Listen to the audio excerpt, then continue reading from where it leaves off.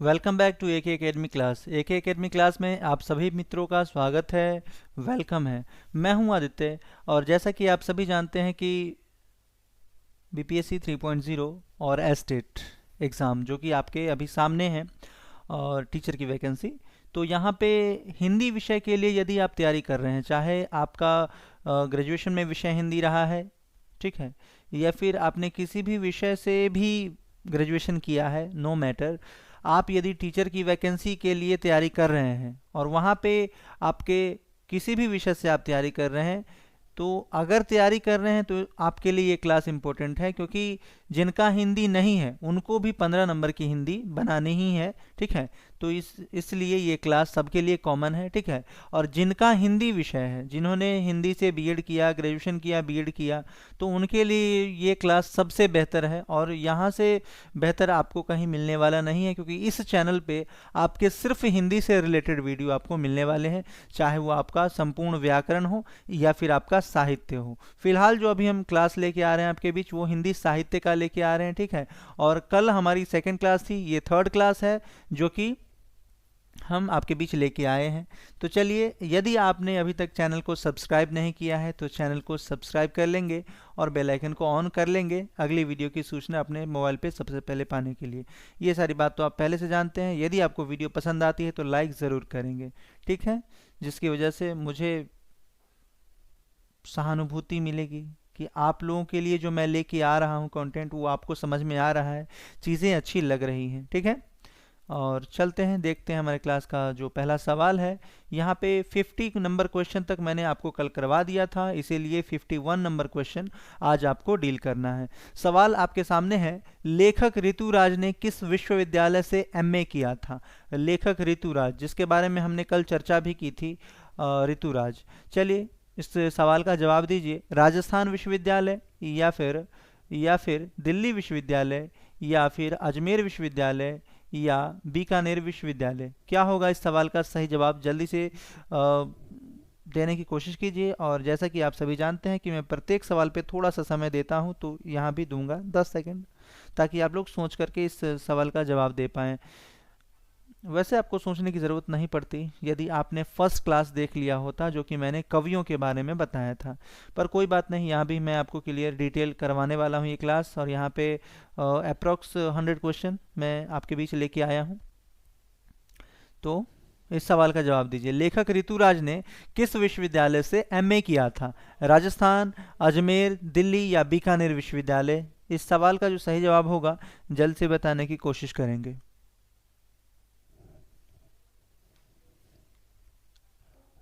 तो फ्रेंड्स, यहाँ पे जो सही जवाब होगा राजस्थान विश्वविद्यालय हमारा सही जवाब होगा। ऑप्शन नंबर ए के साथ चलेंगे।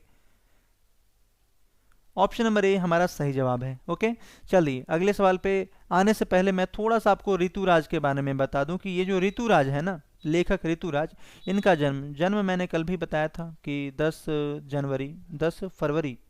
10 फरवरी में इनका जन्म हुआ था। 10 फरवरी 1940 में हुआ था, ठीक है।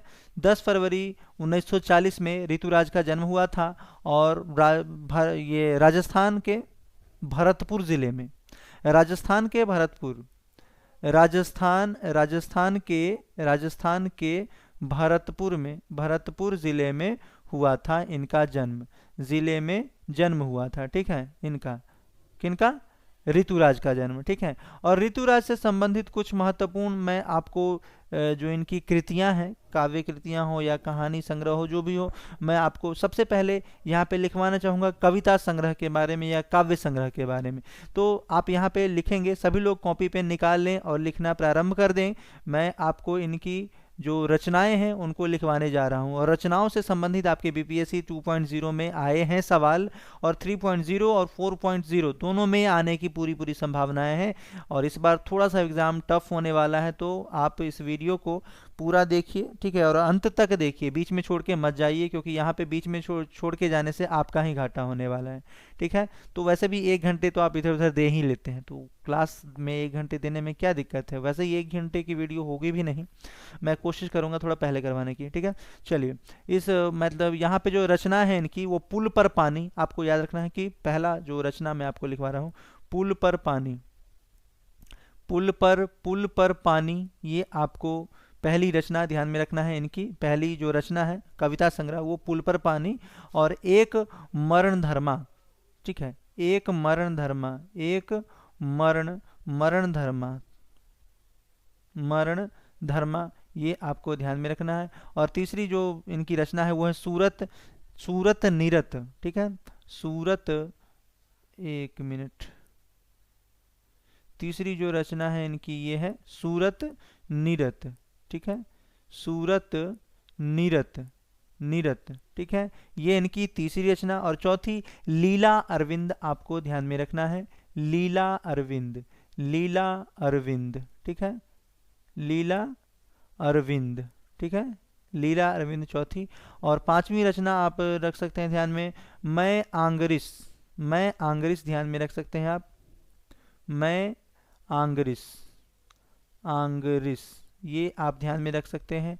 और उसके बाद क्या है, आप चलिए, कितना घोड़ा, कितना थोड़ा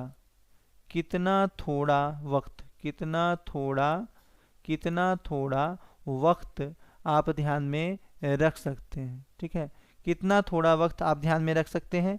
तो ये सारी कविताएं। और आशा नाम नदी भी आप ध्यान में रख सकते हैं, आशा नाम नदी, यहाँ से आपके ये ऋतुराज की जो कविताएं थे, काव्य संग्रह थी, वो आपका क्लियर होता है। यदि हम ऋतुराज के बारे में कहें तो इनको एक पुरस्कार भी दिया गया है, ठीक है, इनको पुरस्कार भी दिया गया है। और ये कौन कौन से पुरस्कार हैं, तो सोमदत्त पुरस्कार इनको दिया गया है। ऋतुराज को कौन सा पुरस्कार, सोमदत्त पुरस्कार, ठीक है, सोमदत्त पुरस्कार ऋतुराज को दिया गया है। उसके बाद परिमल सम्मान दिया गया है, परिमल सम्मान इनको दिया गया है, या परिमल पुरस्कार भी आप कह सकते हैं, ठीक है, परिमल सम्मान या परिमल पुरस्कार। फिर मीरा पुरस्कार भी इनको दिया गया है, मीरा पुरस्कार भी इनको दिया गया है, ठीक है। और क्या दिया गया है, एक और है पहल सम्मान, हाँ, पहल सम्मान भी इनको दिया गया है। तो ये सारे सम्मान जो है इनको दिए गए हैं। और एक बिहारी सम्मान, ये तो छूट ही गया, बिहारी सम्मान आपको ध्यान में रखना है, बिहारी सम्मान, ये सारे सम्मान आपको ध्यान में रखना है कि ऋतुराज जो हैं एक कवि हैं और उनको एक तो ये सबसे पहला पुरस्कार जो आपको ध्यान में रखना है वो है सोमदत्त पुरस्कार, ठीक है। उसके बाद परिमल सम्मान या परिमल पुरस्कार आप कह लीजिए, ठीक है। उसके बाद आपको ध्यान में रखना है मीरा पुरस्कार, ठीक है, पहल सम्मान, ठीक है, पहल सम्मान, मीरा पुरस्कार, ठीक है। ये आपको सारी चीज़ें, सारे पुरस्कार आपको ध्यान में रखने हैं। मैंने आपको बता भी दिया है एक बार और मैंने आपको बोल भी दिया है। यदि इनके पिता की बात की जाए तो ऋतुराज के जो पिता हुआ करते थे वो थे दशरथ गायकवाड़, दशरथ गायकवाड़ इनके पिता हुआ करते थे। गायकवाड़, दशरथ गायकवाड़ क्या थे, इनके पिता हुआ करते थे। ये सारी बातें आपको ध्यान में रख लेनी है। मैंने आपको कविता संग्रह बताया ऋतुराज का, पुल पर पानी, एक मरणाधर्म, सूरत नीरत, लीला अरविंद, मैं आंग्रिस, कितना थोड़ा वक्त और अबेकस। एक अबेकस छूट गया यहाँ पे, इनकी जो काव्य रचना है उसमें अबेकस आप लिख सकते हैं, अबेकस, ठीक है। इनकी काव्य रचना में अबेकस भी शामिल है, ठीक है। अबेकस एक अबेकस होता है वो कैलकुलेशन वाला, पर वो नहीं, ये कविता संग्रह है, ठीक है, काव्य संग्रह है। आशा करते हैं आप ये क्लियर हो गया होगा आपका। फिलहाल इस क्वेश्चन का जो सही जवाब है वो है ए फॉर एप्पल। ओके, अगले सवाल को देखते हैं। अगला सवाल है 52। वर्तमान समय तक ऋतुराज की कितनी कविता संग्रह प्रकाशित हो चुकी है। ये तो काफ़ी आसान सा सवाल है, जल्द से बताइए। यदि आपने फर्स्ट वीडियो देखा होगा, ठीक है, कवि से संबंधित या कवि से संबंधित यदि फर्स्ट वीडियो आपने देखा है तो आप इसका सवाल ज़रूर देंगे। पर कोई बात नहीं, आपने नहीं भी देखा है तो उसे बाद में आप देख लेंगे। लेकिन यहाँ पे इस सेशन में बने रहिए और आपके सामने जो है उसका लाभ उठाइए, ठीक है। इस सवाल का जो सही जवाब होगा वो होगा 8, ठीक है। 8 जो है इनकी जो रचनाएं हैं वो प्रकाशित हो चुकी हैं। वर्तमान समय में ऋतुराज की कितनी काव्य संग्रह हैं वो प्रकाशित हो चुकी है, तो ऑप्शन नंबर बी हमारा सही जवाब होगा। 8 जो है वो प्रकाशित हो चुकी है। 8 ऋतुराज की 8 कविता संग्रह प्रकाशित हो चुकी है। आशा करते हैं अब सारी चीज़ें आपको समझ में आ गई होंगी। तो इसे मिटाते हैं और चलते हैं अपने क्लास के अगले सवाल पे और देखते हैं हमारे क्लास का अगला सवाल। अगला सवाल आपके सामने है, एक मरणाधर्म और अन्य किन की रचना है। चलिए, अभी अभी मैंने आपको बताया कि ये किन की रचना है, मंगलेश डबराल, ऋतुराज, तुलसीदास या स्वयं प्रकाश। तो एक मरणाधर्म अभी अभी मैंने आपको बताया कि किसकी रचना है, जल्द से बताइए, कोशिश कीजिए बताने की।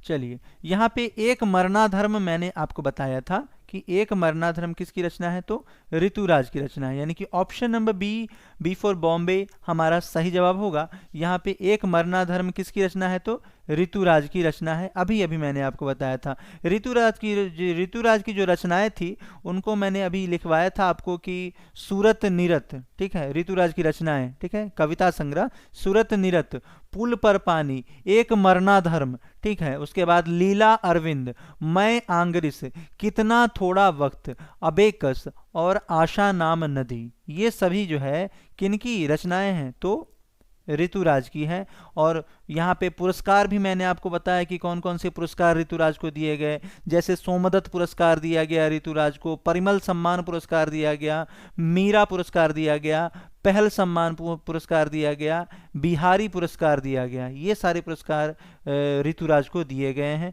तो इसलिए, और इनके जो पिता थे वो दशरथ गायकवाड़ हुआ करते थे। अभी अभी ये सारी बातें मैंने आपको बताई हैं, इसको याद रखेंगे। और रही बात इनकी तुलसीदास की, तो तुलसीदास जो ऑप्शन में है, तुलसीदास के बारे में मैंने आपको बताया था, जो इनकी रचनाएं थी, ये जन कवि माने जाते हैं तुलसीदास। और इनका जो प्रमुख रचना है वो रामचरितमानस, रामचरित मानस इनकी तुलसीदास की प्रमुख रचना, रामचरित मानस, ठीक है, मानस तुलसीदास की। ओह, ये क्या हो जाता है, तुलसीदास की जो प्रमुख रचना है वो क्या है, रामचरित मानस। यहाँ पे रामचरित मानस ध्यान में रखेंगे, ठीक है, तुलसीदास की प्रमुख रचना। अब तुलसीदास की ये जो प्रमुख रचना है, सवाल आ जाता है कि किस भाषा में लिखी गई है। तो यहाँ पे आप यह भी लिख लेंगे कि तुलसीदास की ये जो रचना है ना, वो अवधी भाषा में लिखी गई है, ठीक है, अवधी भाषा, अवधी भाषा में रामचरितमानस को लिखा गया है, ठीक, इस बात को ध्यान में रखेंगे। और कवितावली की बात करें तो कवितावली इन्हीं की, मतलब कालिदास की ही रचना है। जानकी मंगल भी आप ध्यान में रखेंगे, जानकी मंगल भी इन्हीं की, मतलब कालिदास की, सॉरी, तुलसीदास की ही रचना है। अब यदि हम जानकी मंगल के बाद विनय पत्रिका देख लें, विनय पत्रिका की बात करते हैं तो ये भी तुलसीदास की ही रचना है। यदि हम बात करते हैं गीतावली की बात करते हैं तो ये भी तुलसीदास की ही रचनाएं हैं। यदि हम हनुमान चालीसा की बात करते हैं, हनुमान चालीसा की बात करते हैं, चालीसा वो भी इन्हीं की है, हनुमान चालीसा भी तुलसीदास की ही रचना है, ठीक है। यदि हम बरवे रामायण की बात करते हैं, बरवे रामायण की बात करते हैं, बरवे रामायण, तो ये भी तुलसीदास की ही रचनाओं में शामिल है, ठीक है। और इनके पिता आत्माराम हुआ करते थे, ठीक है, तुलसीदास के पिता कौन थे, आत्माराम थे, पिता आत्माराम। मैंने इसको इस वजह से लिखवा दिया है क्योंकि ये काफ़ी इम्पोर्टेंट कवियों में से एक माने जाते हैं, आत्माराम। और माता हुलसी देवी थी, ठीक है, माता की बात करें तो माता हुलसी देवी इनकी माता हुआ करती थी, तुलसीदास की माता, ठीक है। इन सारी बातों को ध्यान में रखेंगे। और इनके बचपन का नाम, ये काफ़ी इम्पोर्टेंट बात है, इनके जो बचपन का नाम था ना, तुलसीदास के बचपन का नाम वो था राम बोला इनके बचपन का नाम हुआ करता था तुलसीदास का। आशा करते हैं आप अब इसको समझ गए होंगे अच्छे तरीके से। चलिए, अब हम आगे चलते हैं और देखते हैं अगले सवाल को। अगला सवाल आपके सामने ही है, निम्न में से कौन सी रचना ऋतुराज की नहीं है। अब देख लीजिए ऋतुराज की रचना। अब आपको बता देना होगा कि इस सवाल का सही जवाब क्या होगा, क्योंकि अभी अभी मैंने आपको बताया है कि ऋतुराज की कौन कौन सी रचनाएं हैं।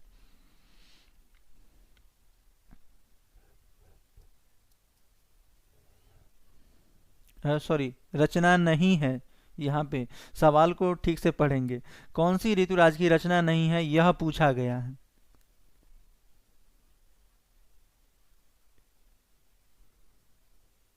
चलिए, यहाँ पे जो सही जवाब होगा वो होगा ऑप्शन नंबर डी। ध्यान में रखेंगे, इसका जो सही जवाब होगा 54 नंबर क्वेश्चन, इसका होगा ऑप्शन नंबर डी। क्योंकि अभी अभी मैंने आपको बताया था कि ऋतुराज की रचनाओं में पुल और पानी शामिल है, सूरत जीरत और लीला मुखारविंद ये भी ऋतुराज की रचनाओं में शामिल है, एक मरना धर्म और अन्य ये भी ऋतुराज की रचनाओं में शामिल है। किंतु नहीं पूछा गया था तो ये पहाड़ पर लालटेन ये शामिल नहीं है, ये गलत है, इसीलिए पूछा ही गलत गया है और ये गलत है, इसीलिए ये सही है। यानी ऑप्शन नंबर डी हमारा जवाब सही होगा। चलते हैं अगले सवाल पे और देखते हैं। इन सारी बातों को जो मैं आपको लिखवा रहा हूं प्लीज नोट डाउन कीजिए, ठीक है।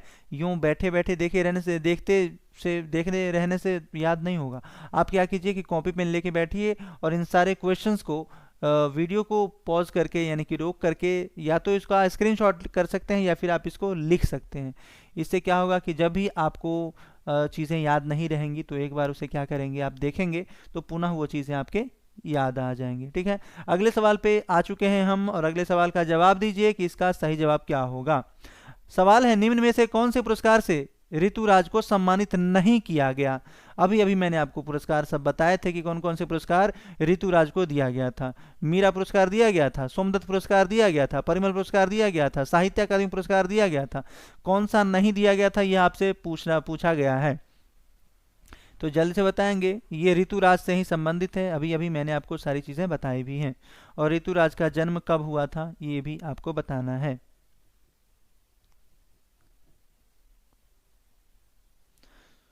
तो फ्रेंड्स, यहाँ पे सही जवाब जो होगा वो होगा ऑप्शन नंबर डी। पूछा गया था मतलब गलत वही है और पूछा ही गलत गया है, इसीलिए ये सही है। ऑप्शन नंबर डी हमारा जवाब सही होगा। साहित्य अकादमी पुरस्कार नहीं दिया गया, जिसमें कि 1,00,000 रुपए 1,00,000 रुपए साहित्य अकादमी पुरस्कार जिस भी व्यक्ति को दिया जाता है उसे 1,00,000 रुपए साहित्य अकादमी पुरस्कार में प्रदान किए जाते हैं, ठीक है। क्या किए जाते हैं, साहित्य अकादमी पुरस्कार में 1,00,000 रुपए प्रदान किए जाते हैं। और ये जो साहित्य अकादमी पुरस्कार है इसकी शुरुआत कब से हुई थी यदि आपसे पूछा जाए तो 1954 में साहित्य अकादमी पुरस्कार की शुरुआत हुई थी। और इसमें जो है संविधान की हमारे संविधान की 8वीं अनुसूची में वर्णित 8वीं अनुसूची में वर्णित जो 22 भाषा है, 22 भाषा जो है ना, वर्णित 22 भाषा, उन 22 भाषाओं में और साथ ही 2 अन्य भाषा राजस्थानी और अंग्रेजी, राजस्थानी और अंग्रेजी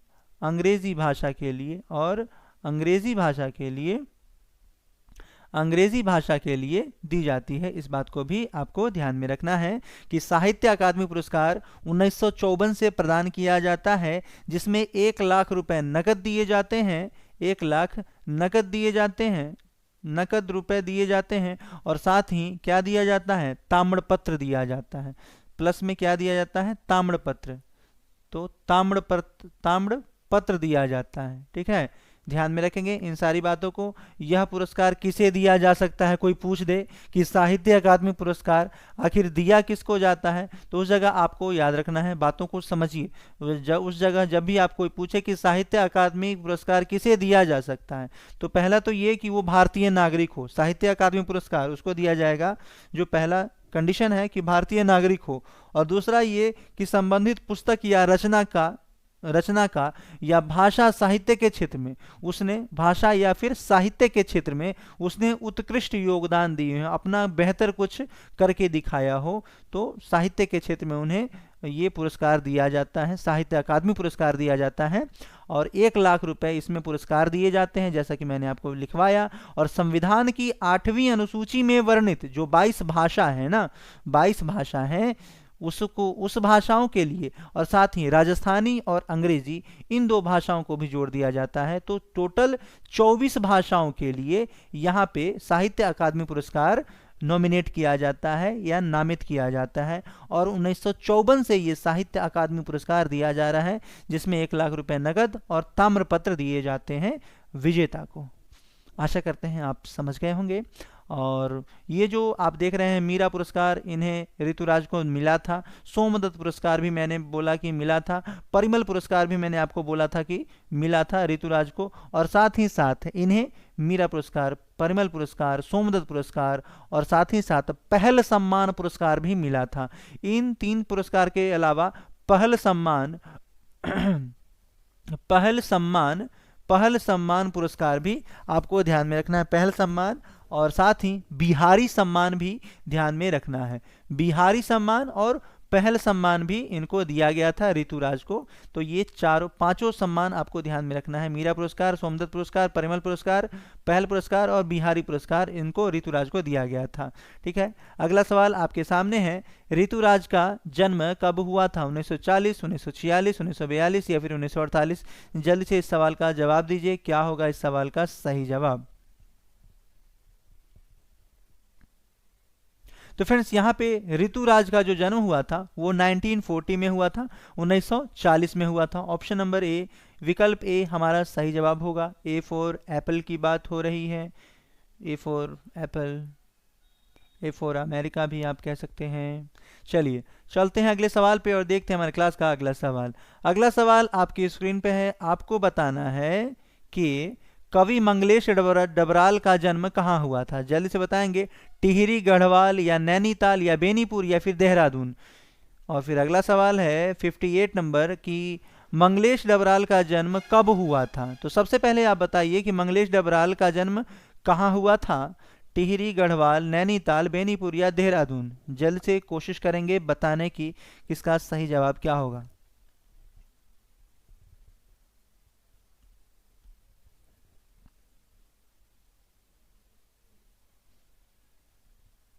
जल्दी से बताएंगे फ्रेंड्स, मंगलेश डबराल का जन्म कहाँ हुआ था?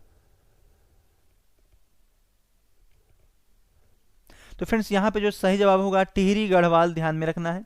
टिहरी गढ़वाल हमारा जवाब सही होगा। ऑप्शन नंबर ए यानी कि विकल्प ए सही जवाब होगा। और साथ ही साथ मंगलेश डबराल की यदि बात होती है तो इनके रचनाओं से संबंधित मैं आपको बता दूं फिर से, रचना आपको ध्यान में रखना है। इनकी जो रचनाएं हैं उनको सबसे पहले आप लिख लीजिए। मंगलेश डबराल की जो रचना है उन्हें हम लिखेंगे नए युग में शत्रु। नए युग में शत्रु, ये आपको मंगलेश डबराल की रचना है। दूसरी रचना आप लिख सकते हैं पहाड़ पर लालटेन। पहाड़ पर लालटेन किनकी है? मंगलेश डबराल की है।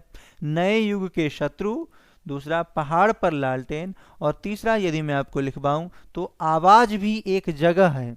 आवाज भी एक जगह है। ये भी मंगलेश डबराल की ही रचना है। हम जो देखते हैं, ठीक है, और घर का रास्ता। हम जो देखते हैं,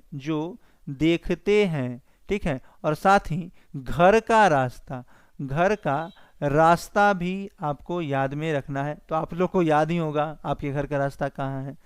वैसे मैं ये मजाक कर रहा हूँ, सबको पता रहता है कि उसके घर का रास्ता किधर है। ठीक है, यहाँ पे आपको ये रचनाएं हैं, ठीक है, ये जो कुछ रचनाएं हैं आपको ध्यान में रखना है कि ये युग, ठीक है, पहला मैंने बताया आपको मंगलेश डबराल की रचना कि नए युग, ठीक है, नए युग में शत्रु, ठीक है, पहला नए युग में शत्रु। दूसरा मैंने बताया पहाड़ पर लालटेन, ठीक है, पहाड़ पर लालटेन। तीसरा मैंने बताया आवाज भी एक जगह है। चौथा मैंने बताया हम जो देखते हैं, ये काफ़ी इंपॉर्टेंट है। और घर का रास्ता भी आपको ध्यान में रखना है। तो ये सारी रचनाएं मंगलेश डबराल की है जो कि आपको ध्यान में रखनी है। ठीक है, पहाड़ पर लालटेन भी ये आपको ध्यान में रखना है। सबसे ज़्यादा और अहम बात आपको जो यहाँ पे ध्यान में रखना है वो है हम जो देखते हैं, क्योंकि ये सभी काव्य संकलन है। ठीक है, ये जो रचना है ये कविता संग्रह है या काव्य संकलन आप कह लीजिए। ठीक है, और इनमें से सबसे अहम है ये हम जो देखते हैं। अब ये अहम क्यों है? क्योंकि ये हम जो देखते हैं, हम जो देखते हैं ये मंगलेश डबराल देखते हैं। मंगलेश डबराल की ये रचना है, काव्य संग्रह है।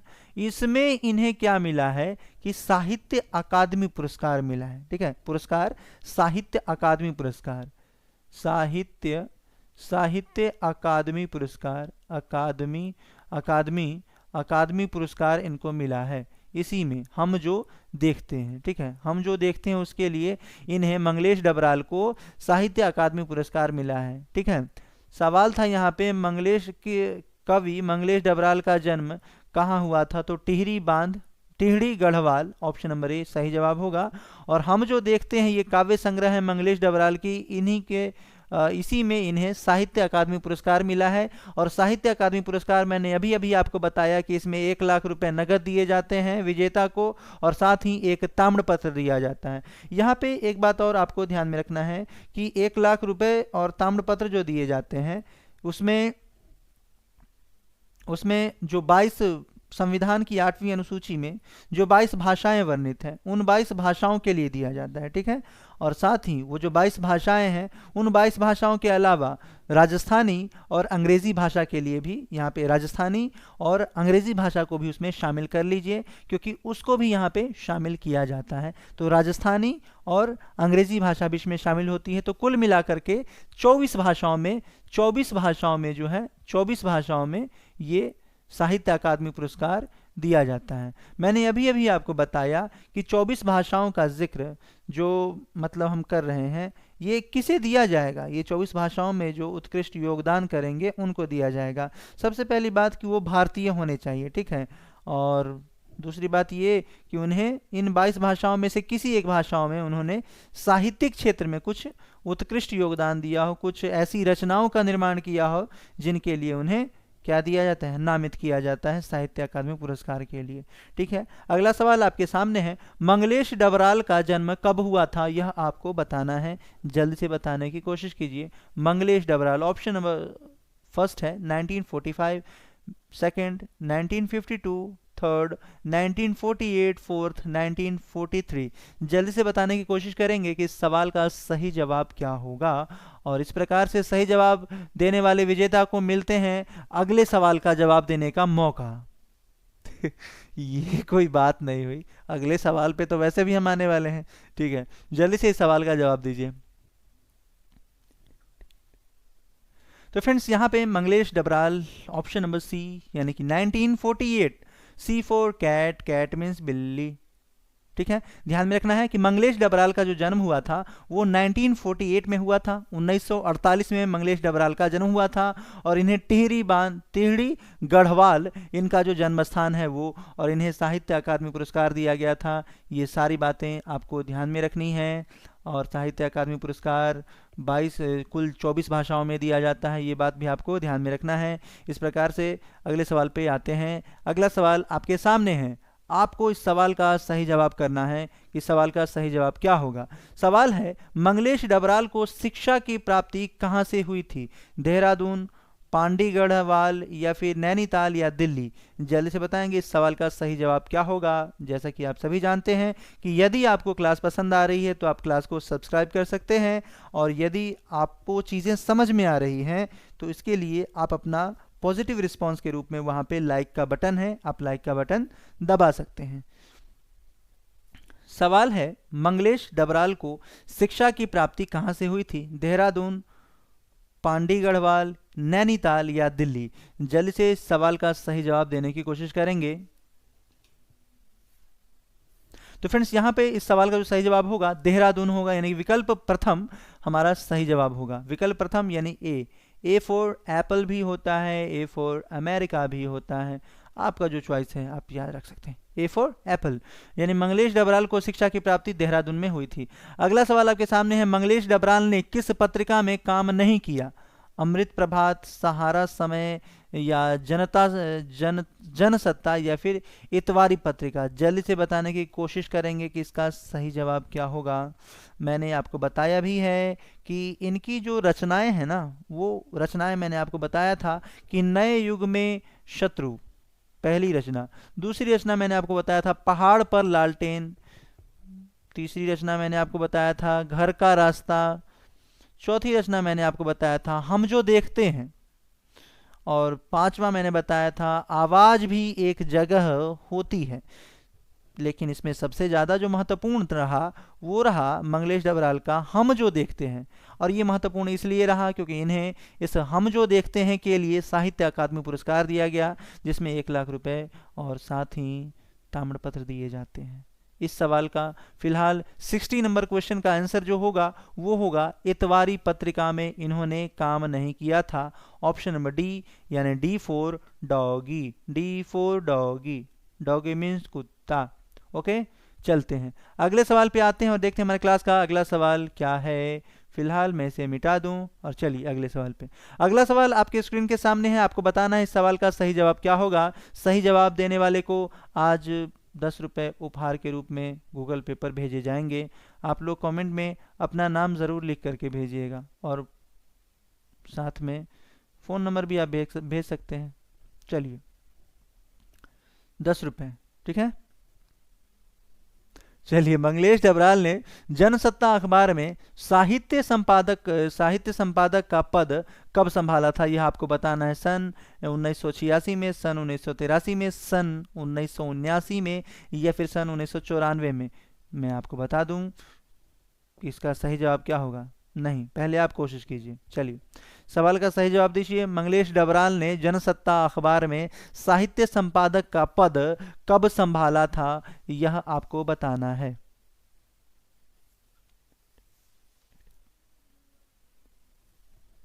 तो फ्रेंड्स यहाँ पे जो सही जवाब होगा वो होगा ऑप्शन नंबर बी, यानी कि 1983 में, यानी कि option number B, B for bamboo, यानी बम्बू मीन्स बांस, ठीक है।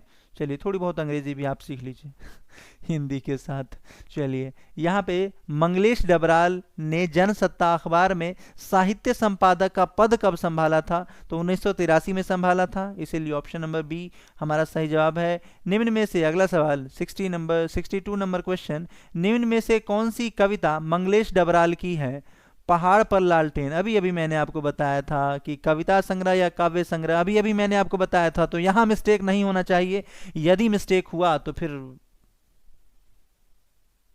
कल से हम वीडियो लेके आएंगे, इससे और भारी भरकम सवाल लेके आएंगे। चलिए जल्दी से सवाल का जवाब दीजिए। निम्न में से कौन सी कविता मंगलेश डबराल की है। पहाड़ पर लालटेन, घर का रास्ता, हम जो देखते हैं, ये सभी। जल्दी से इस सवाल का सही जवाब दीजिए, क्योंकि ये सवाल अपने आप में बहुत ही ज़्यादा इजी हो चुका है अब, क्योंकि इसके बारे में डिटेल मैंने आपको पहले ही बता रखा है। चलिए इसको ज़्यादा समय देना बेकार होगा। यहाँ पे ये सभी होगा, यानी D for donkey. D for donkey, ठीक है। डोंकी मीन्स क्या होता है, कमेंट बॉक्स में लिखिए डोंकी मीन्स क्या होता है।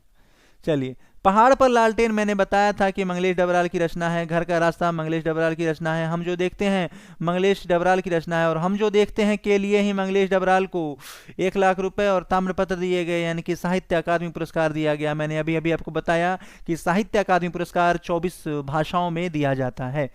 ओके, तो चलते हैं अगले सवाल पे और देखते हैं हमारे क्लास का अगला सवाल क्या है। अगला सवाल आपके स्क्रीन पे है, आपको बताना है मंगलेश डबराल को किस पुरस्कार से सम्मानित किया गया। लो आपके सामने सवाल आ गया, टू इजी, मतलब अत्यंत सरल सवाल फिर से आपके समक्ष मौजूद है। जैसे बताएंगे साहित्य अकादमी पुरस्कार, ज्ञानपीठ पुरस्कार, बिहारी सम्मान पुरस्कार, भोजपुरी सम्मान। जल्दी से बताएंगे मंगलेश डबराल को किस पुरस्कार से सम्मानित किया गया। तो अभी अभी मैंने आपको बताया था कि मंगलेश डबराल को कौन सा पुरस्कार दिया गया था, तो साहित्य अकादमी पुरस्कार, ठीक है। पहला पुरस्कार या पहला सम्मान आपको ध्यान में रखना है, पहला सम्मान, ठीक है।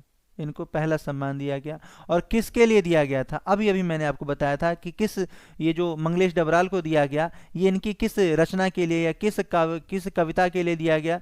जल्दी से बताने की कोशिश करेंगे। मंगलेश डबराल को जो साहित्य अकादमी पुरस्कार दिया गया, जो कि कुल 24 भाषाओं में दिया जाता है, 22 भाषा जो कि हमारे भारतीय संविधान की 8वीं अनुसूची में वर्णित है, और 2 और भाषा में दिया जाता है जो राजस्थानी और अंग्रेजी है, ठीक है। तो कुल मिला के 24 भाषाओं में क्या किया जाता है, भाषाओं में ये साहित्य अकादमी पुरस्कार दिया जाता है। ठीक है, अब इन 24 भाषाओं में से इनको दिया गया साहित्य अकादमी पुरस्कार मंगलेश डबराल को, तो किस रचना के लिए या किस कविता के लिए दिया गया ये आपको बताना है। मैंने अभी अभी आपको बताया था कि हम जो देखते हैं, हम जो देखते हैं के लिए दिया गया। हम जो देखते हैं, हम जो देखते हैं के लिए इनको साहित्य अकादमी पुरस्कार दिया गया, जिसमें साहित्य अकादमी पुरस्कार में मैंने अभी अभी आपको बताया कि 1 लाख रुपए दिए जाते हैं, साथ में ताम्रपत्र दिए जाते हैं। ठीक है, और ये पुरस्कार साहित्य अकादमी पुरस्कार उसी व्यक्ति को दिया जाएगा जो भारतीय होंगे, और साथ ही इन 24 भाषाओं में से किसी एक भाषा में इन्होंने कुछ साहित्य के क्षेत्र में कुछ उत्कृष्ट योगदान दिया होगा। ठीक है, आशा करते हैं कि अब ये मतलब ये आपका क्लियर हो चुका होगा। रही बात बिहारी सम्मान की, तो बिहारी सम्मान मैंने आपको बताया था कि ये किसको दिया गया था। ये बिहारी सम्मान ऋतुराज को दिया गया था।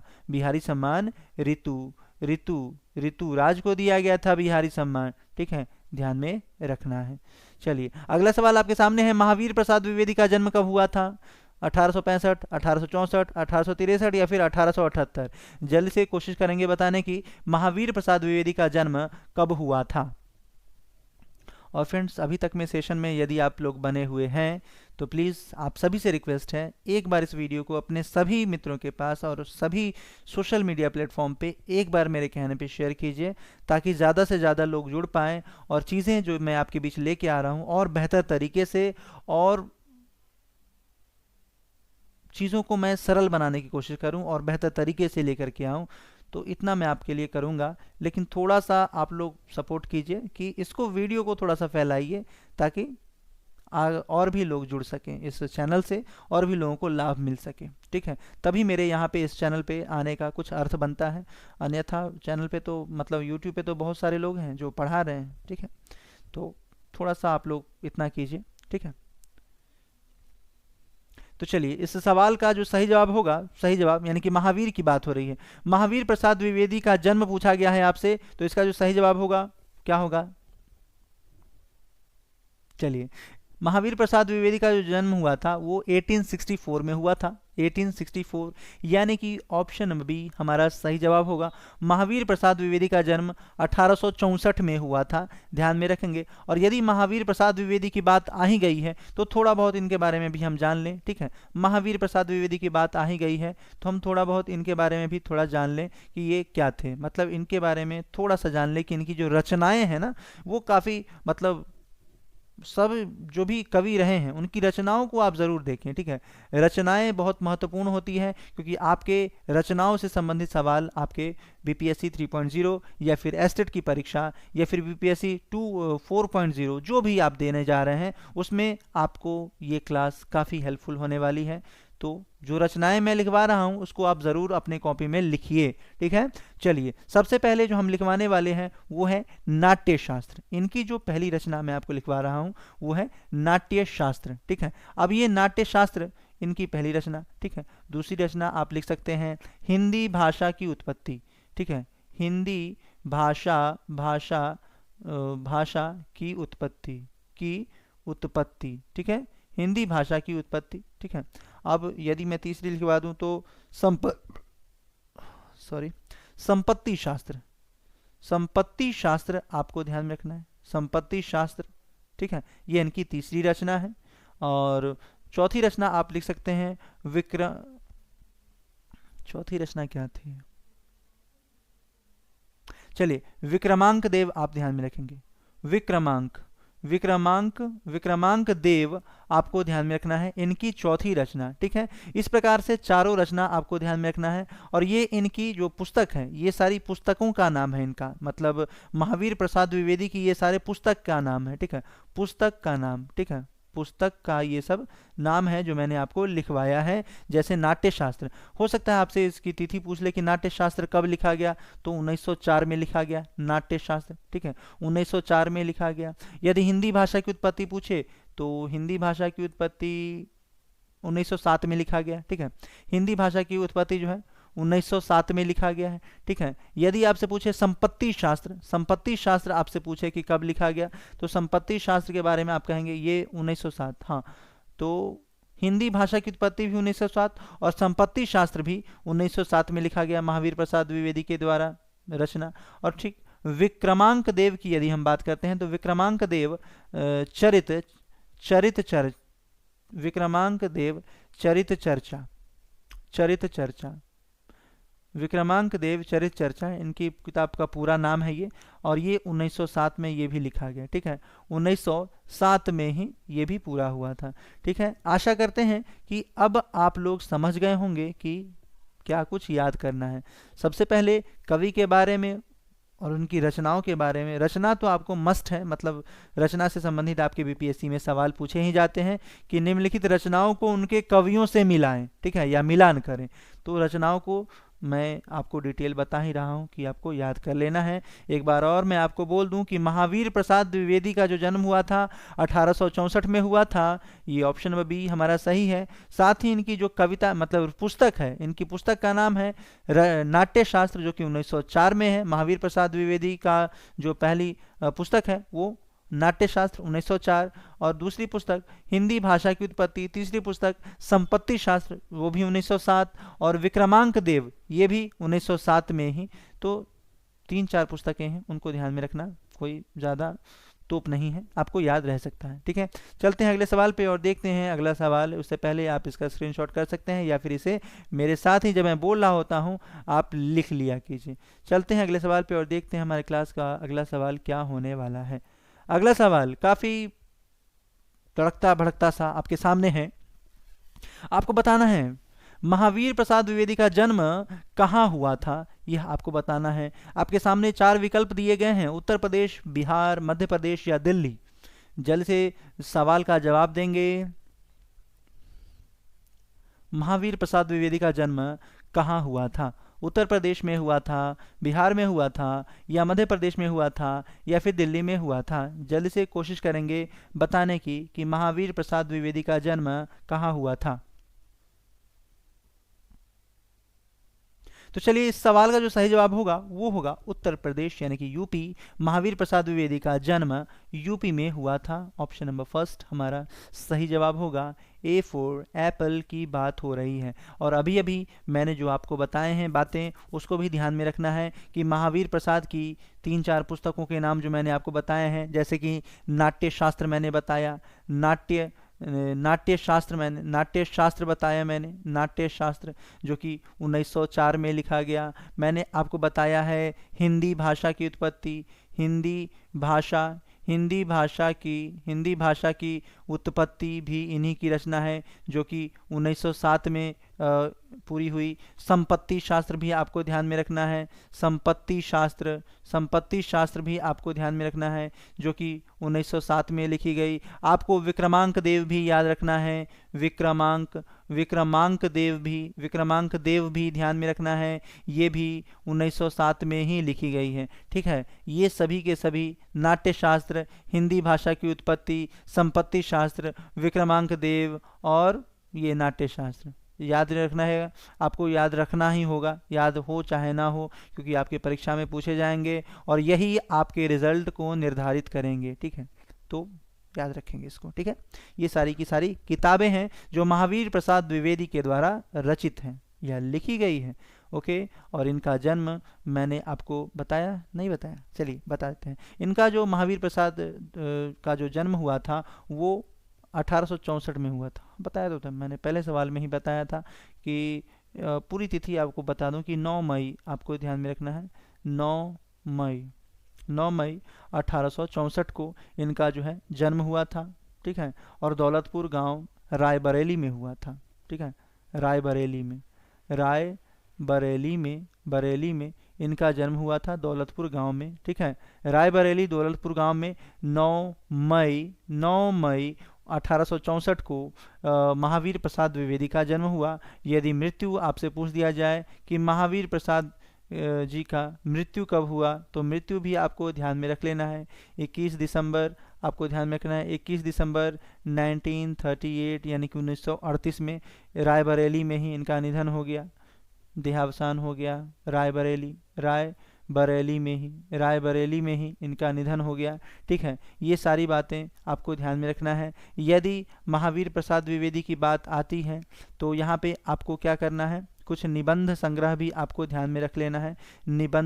निबंध की बात यदि हो जाती, मतलब महावीर प्रसाद द्विवेदी की बात आती है तो इनके कुछ निबंध संग्रह है, उनको भी आपको ध्यान में रखना है कि भाषा और व्याकरण, इनकी निबंध संग्रह मैं आपको अभी लिखवा रहा हूँ। ठीक है, महावीर प्रसाद द्विवेदी की ये सारी क्या है, पुस्तक हैं। ठीक है, नाट्य शास्त्र, हिंदी भाषा की उत्पत्ति, संपत्ति शास्त्र और फिर विक्रमांक देव, ये सभी के सभी क्या हैं, इनकी पुस्तक हैं। ठीक है, महावीर प्रसाद द्विवेदी की। अब जो मैं आपको लिखवा रहा हूँ वो इनके निबंध संग्रह हैं जो मैं आपको लिखवाने जा रहा हूँ।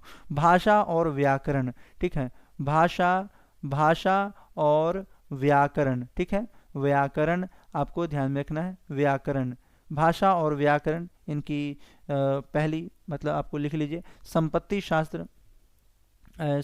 शास्त्र ये आपका निबंध संग्रह में ही आ जाते हैं। ठीक है, निबंध संग्रह, संपत्ति शास्त्र इनके निबंध संग्रह में कैसे आएंगे, नहीं, संपत्ति शास्त्र को नहीं रखेंगे।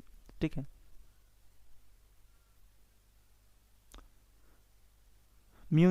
म्यूनिसिपैलिटी आपको ध्यान रखना है, म्यूनिसिपैलिटी।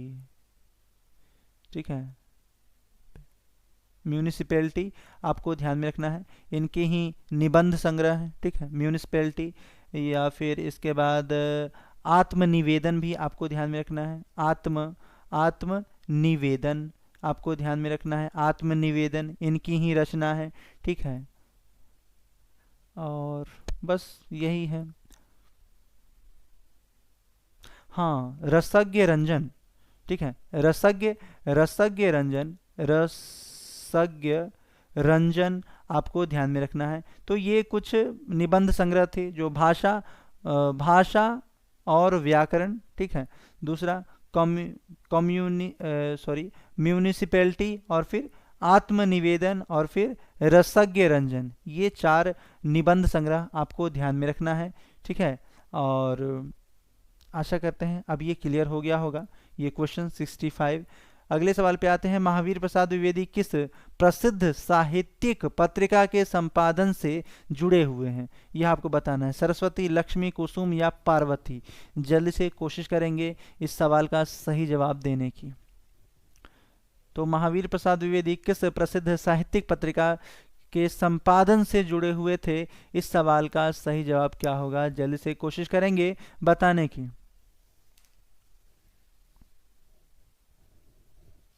तो फ्रेंड्स यहाँ पे जो सही जवाब होगा ए फॉर एप्पल, यानी कि A for Apple, Apple mean सेब, यहाँ पे भी एप्पल सही जवाब होगा। चलते हैं अगले सवाल पे और देखते हैं हमारे क्लास का अगला सवाल।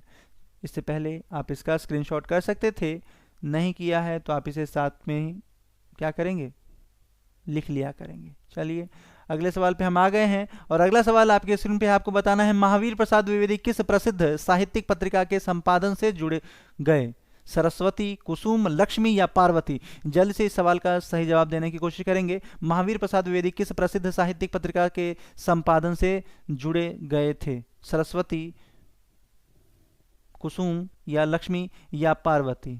जल्दी से कोशिश करेंगे इस सवाल का सही जवाब देने का। मुझे लगता है कि ये सवाल तो पीछे हो चुका, संपादन से जुड़ गए थे ना, तो ये तो अभी तो हुआ, सरस्वती मैंने अभी अभी आपको बताया, तो 66 रिवीजन मतलब रिवाइज हो गया, दूसरी बार हो गया। अगला सवाल है, महावीर प्रसाद द्विवेदी कब से कब तक सरस्वती के संपादक रहे, ये आपको बताना जरूरी है कि महावीर प्रसाद द्विवेदी कब से कब तक सरस्वती पत्रिका के संपादक के रूप में कार्य किए।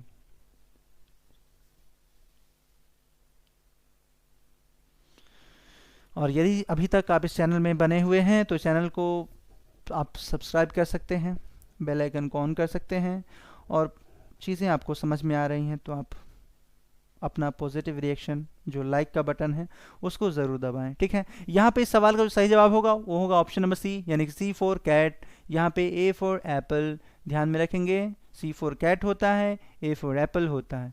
अगले सवाल पे चलते हैं और अगला सवाल आपके स्क्रीन पे आने वाला है, आ चुका है। अगला सवाल आपके सामने है, महावीर प्रसाद द्विवेदी की मृत्यु कब हुई, 1939, 1938, 1933 या 1941? जल्दी से बता देंगे। अभी अभी मैंने आपको बताया भी है कि महावीर प्रसाद द्विवेदी की मृत्यु कब हुई।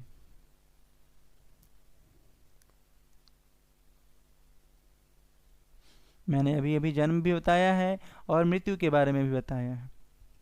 चलिए, इसका जो सही जवाब होगा वो होगा 1938 में, यानी कि 1938 में इनका जन्म हुआ था। अभी अभी मैंने बताया था कि 21 दिसंबर 1938 को इनका निधन हुआ या देहावसान हुआ आप कह लें। और फिर 9 मई 1864 को 9 मई 1864 को इनका क्या हुआ था, ये जन्म हुआ था। इनका जन्म हुआ और ये मृत्यु हुआ। ठीक है, मृत्यु हुआ। ये दोनों चीज़ें आपको ध्यान में रखना है कि महावीर प्रसाद द्विवेदी की मृत्यु तो 21 दिसंबर 1938 को और महावीर प्रसाद द्विवेदी का ही जन्म 1864 को हुआ था। सवाल अगला आपसे पूछा जा रहा है, महावीर प्रसाद द्विवेदी को रेलवे में नौकरी क्यों करनी पड़ी थी? ये काफ़ी मतलब बाबू वाला सवाल है, बाबू सोना वाला। आप दे सकते हैं जवाब। थोड़ा सा ये लॉजिकल क्वेश्चन भी हो सकता है कि आप अपने पढ़ाई को क्यों छोड़ देते हैं, आप बड़ी महंगी महंगी पढ़ाई क्यों नहीं कर पाते हैं। थोड़ा सा इस तरीके से सोचेंगे तो जवाब आपके सामने आ जाएगा। चलिए, यहाँ पे फिलहाल इस सवाल का जो सही जवाब है, आर्थिक स्थिति खराब होने के कारण महावीर प्रसाद द्विवेदी ने क्या किया था कि अपनी नौकरी को, मतलब महावीर प्रसाद द्विवेदी को रेलवे में नौकरी क्यों करनी पड़ी थी? ठीक है, तो आर्थिक स्थिति खराब होने के कारण इन्होंने क्या किया था, रेलवे में नौकरी कर ली थी। ऑप्शन नंबर बी हमारा सही जवाब होगा, बी फॉर बरेली। ठीक है, हर बार बदल जाता है ना। चलिए, हमें थोड़ा सा समय के साथ बदलना भी चाहिए। अगले सवाल पे आते हैं और अगला सवाल आपके सामने है, आपको बताना है। सवाल है, इनमें से कौन महावीर प्रसाद द्विवेदी का निबंध संग्रह नहीं है? तो अभी अभी मैंने आपको सब बता ही दिया है, तो अब आपको क्या सोचना है? कुछ नहीं सोचना है, जवाब देना है। महावीर प्रसाद द्विवेदी का निबंध संग्रह मैंने आपको बता दिया था और नहीं है पूछा गया है, तो जल्दी से बताएंगे कि इनमें से कौन सा महावीर प्रसाद द्विवेदी का निबंध संग्रह नहीं है। यह सवाल आपसे पूछा गया है, तो इसमें सही जवाब क्या होगा? तो फिलहाल यहाँ पे इस सवाल का जो सही जवाब होगा वो होगा D for donkey, D for Delhi. ठीक है, डी फॉर दिल्ली यानी कि दिल्ली। तो युगधारा के बारे में मैंने आपको नहीं बताया, ठीक है, इसलिए महावीर प्रसाद द्विवेदी की रचना निबंध संग्रह नहीं है, जबकि बाकी रचनाएं हैं। ठीक है, अगले सवाल में आते हैं, इनमें से कौन महावीर प्रसाद द्विवेदी की कृतियां हैं? संपत्ति शास्त्र, आध्यात्मिकी, महिला मोद या फिर ये सभी? जल्दी से बताएंगे इस सवाल का सही जवाब क्या होगा। और सही जवाब देने वाले विनर को मिलने वाले हैं 1 करोड़ रुपए।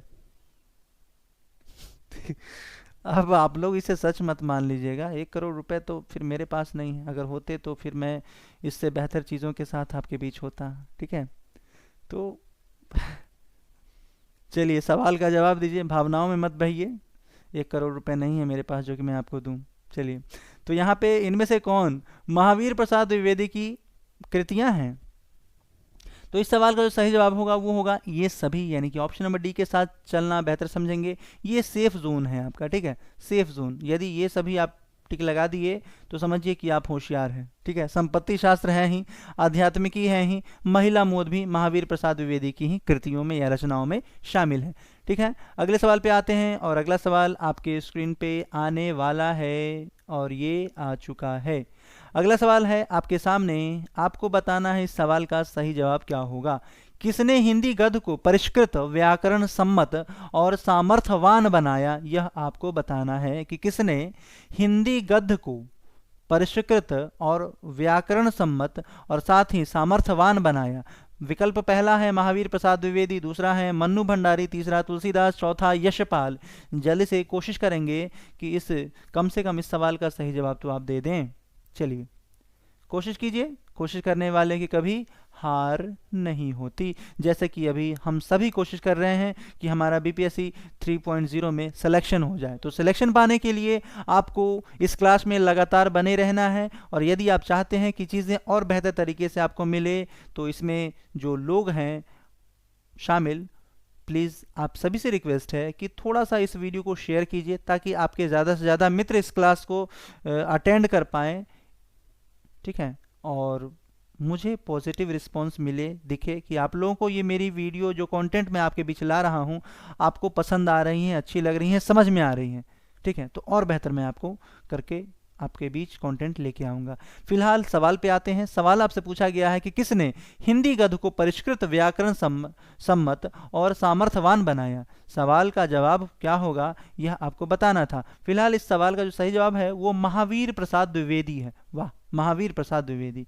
किसने हिंदी गद्य को परिष्कृत, व्याकरण सम्मत और सामर्थ्यवान बनाया, तो महावीर प्रसाद द्विवेदी। देखिए, महान लोग ही इसमें कुछ अहम योगदान करते हैं, ठीक है, तो महावीर प्रसाद द्विवेदी, आसान सा सवाल है, ठीक है। तुलसीदास फिर से आ गए। तुलसीदास, मैंने आपको बताया है कि तुलसीदास क्या है। तुलसीदास वही हैं जिन्होंने क्या किया था, बरवे रामायण की रचना की थी। तुलसीदास वही हैं जिनके बचपन का नाम राम बोला था।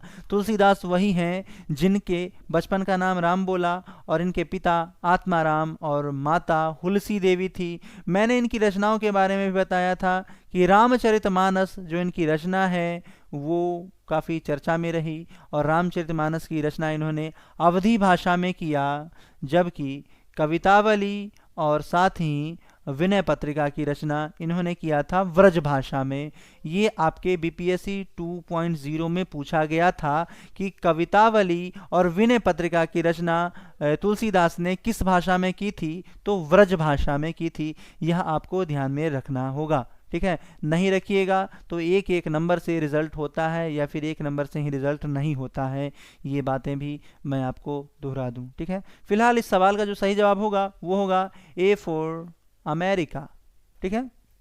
अगला सवाल है आपके सामने। उनका संपूर्ण साहित्य महावीर प्रसाद द्विवेदी रचनावली के नाम से कितने खंडों का प्रकाशित है, यह आपको बताना है। उनका संपूर्ण मतलब इनकी बात हो रही है, तो महावीर प्रसाद द्विवेदी, क्योंकि उनकी ही बात चल रही थी। उनका संपूर्ण साहित्य यानी कि महावीर प्रसाद द्विवेदी, यहाँ पे देख लीजिए है भी, महावीर प्रसाद द्विवेदी रचनावली के नाम से कितने खंडों का प्रकाशित है, यह आपको बताना है। तो जल्दी से कोशिश कीजिए कि इस सवाल का सही जवाब आप दे पाएं।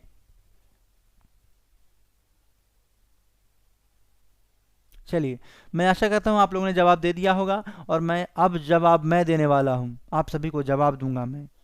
चलिए, सवाल का जवाब है option number A for America. A for Apple भी आप कह सकते थे, आप ए फॉर कुछ और भी कह सकते थे, पर मुझे अमेरिका अच्छा लगता है। चलिए अगले सवाल पे आते हैं। अगला सवाल आपके सामने है, आपको बताना है महावीर प्रसाद द्विवेदी क्या थे। ये कौन सी बात पूछ दी। चलिए, सवाल का जवाब दीजिए। पुरातत्ववेता थे या समाजशास्त्री थे, अर्थशास्त्री थे या फिर ये सभी थे। जल्दी से बताएंगे कि इस सवाल का, बाबू वाले सवाल का सही जवाब क्या होगा। महावीर प्रसाद द्विवेदी क्या थे।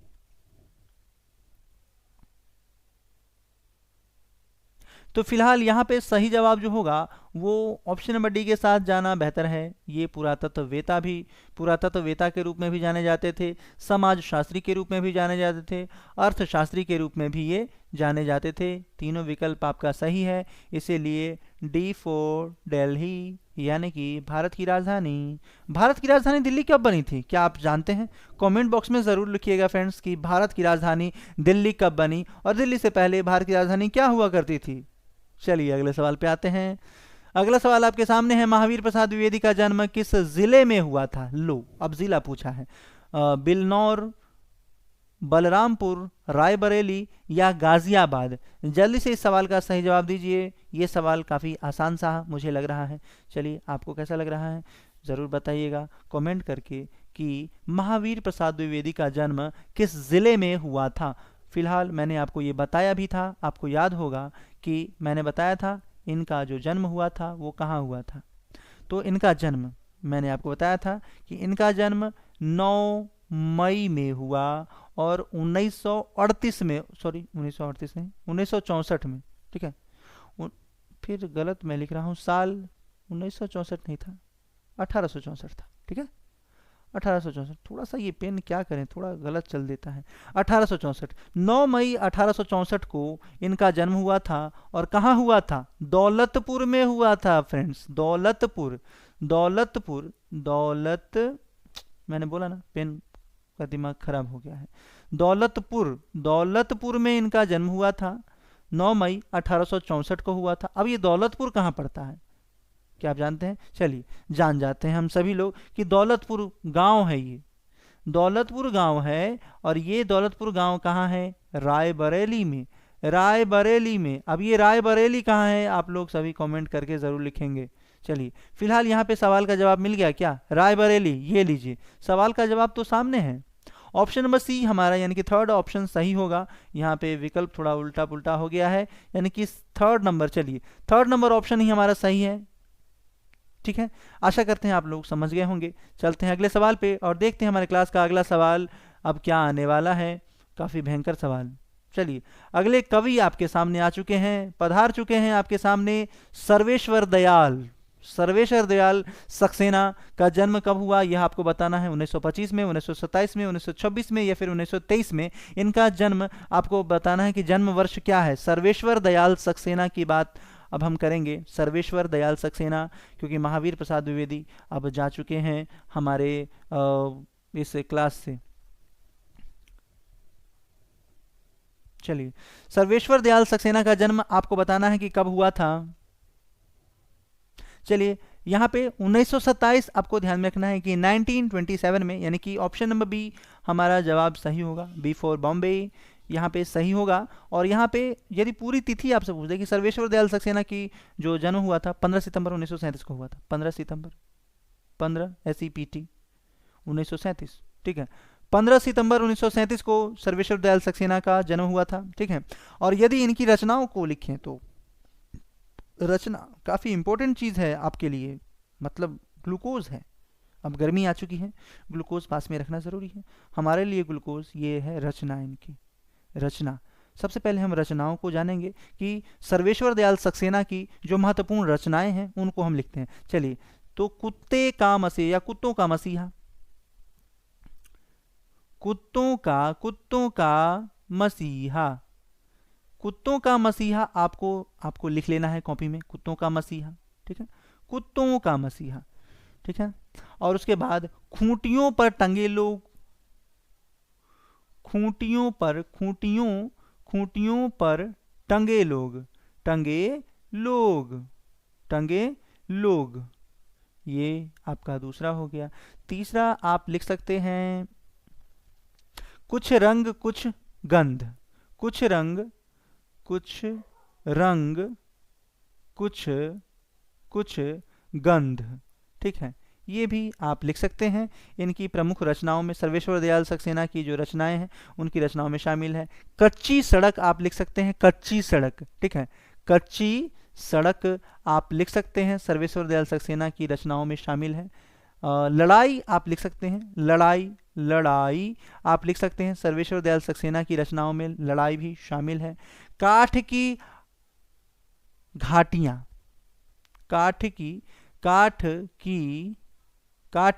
क्या घाटियां आप लिख सकते हैं, काठ की घाटियां आप लिख सकते हैं, सर्वेश्वर दयाल सक्सेना की रचना में शामिल है काठ की घाटियां।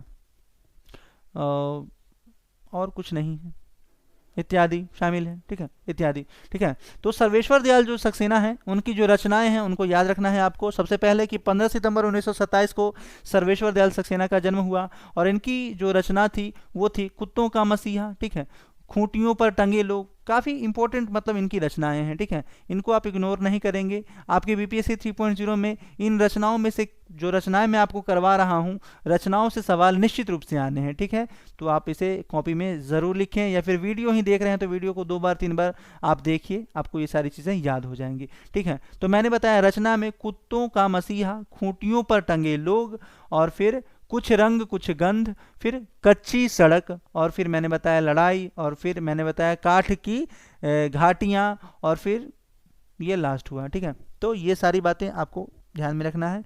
और इन्हें सर्वेश्वर दयाल सक्सेना को भी यहाँ पे हाँ साहित्य पुरस्कार इनको भी दिया गया है, साहित्य अकादमी पुरस्कार। सर्वेश्वर दयाल सक्सेना 100 से सर्वेश्वर दयाल और 100 से साहित्य इनको कैसे नहीं मिलेगा।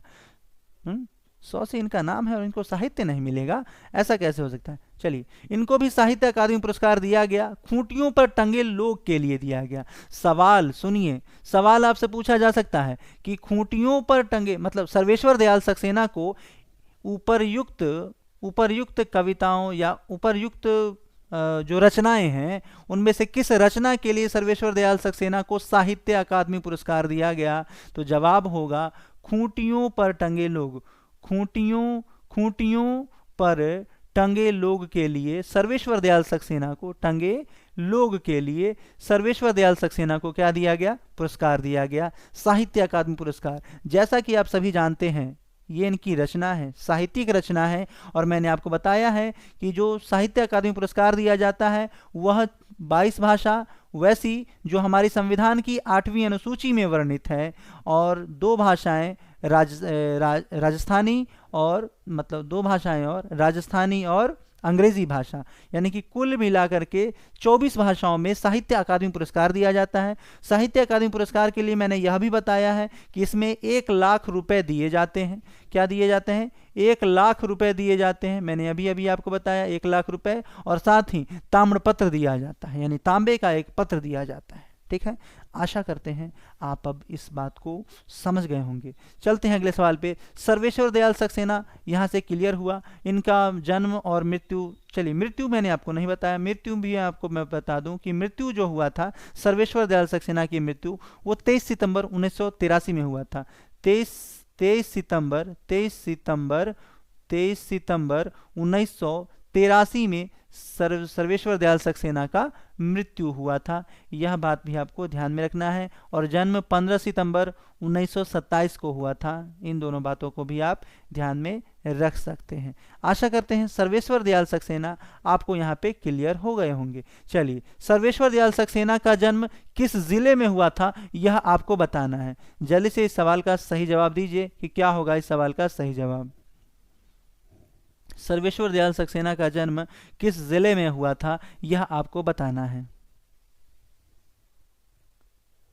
फिलहाल इस सवाल का जो सही जवाब होगा वो होगा बस्ती। ठीक है, बस्ती सही जवाब होगा, ऑप्शन नंबर सी, यानी C4 कैट के साथ हम चलेंगे। कैट यानी कि सी हमारा सही जवाब होगा। चलते हैं, इस सारी बातों को आप ज़रूर अपने कॉपी में नोट डाउन कीजिए, या फिर आप इसका स्क्रीनशॉट रखिए, या फिर वीडियो कम से कम 3 से 4 बार देखिए, तब आपको सारी की सारी चीज़ें आपके दिमाग में चली जाएंगी। ठीक है, चलते हैं अगले सवाल पे और देखते हैं हमारे क्लास का अगला सवाल क्या है। अगला सवाल आपके स्क्रीन पे है। आपको बताना है उन्होंने, सर्वेश्वर दयाल सक्सेना ने अपनी उच्च शिक्षा किस विश्वविद्यालय से प्राप्त किया था, यह आपको बताना है। जल्दी से सवाल का सही जवाब करने की कोशिश करेंगे कि सर्वेश्वर दयाल सक्सेना ने उच्च शिक्षा किस विश्वविद्यालय से प्राप्त किया था। इलाहाबाद, दिल्ली, बिहार या पटना। बिहार क्या मतलब, बिहार क्यों लिखा, पटना लिख दिए। चलिए, पटना क्या बिहार से अलग था। चलिए, इस सवाल का सही जवाब दीजिए कि क्या होगा। सर्वेश्वर दयाल सक्सेना ने अपनी उच्च शिक्षा किस विश्वविद्यालय से प्राप्त की थी। इस सवाल का सही जवाब क्या होगा। चलिए, यहाँ पे जो सही जवाब होगा वो होगा इलाहाबाद, यानी ऑप्शन नंबर ए, यानी ए फॉर अमरूद। ए फॉर अमरूद ना, गुआवा मीन्स अमरूद होता है क्या, मतलब कुछ भी। A for America. चलिए ठीक है। सर्वेश्वर दयाल सक्सेना ने किस पत्रिका में उपसंपादक के रूप में कार्य किया। पंचजन्य, या फिर हरिभूमि, या फिर जनसत्ता, या फिर दिनमान।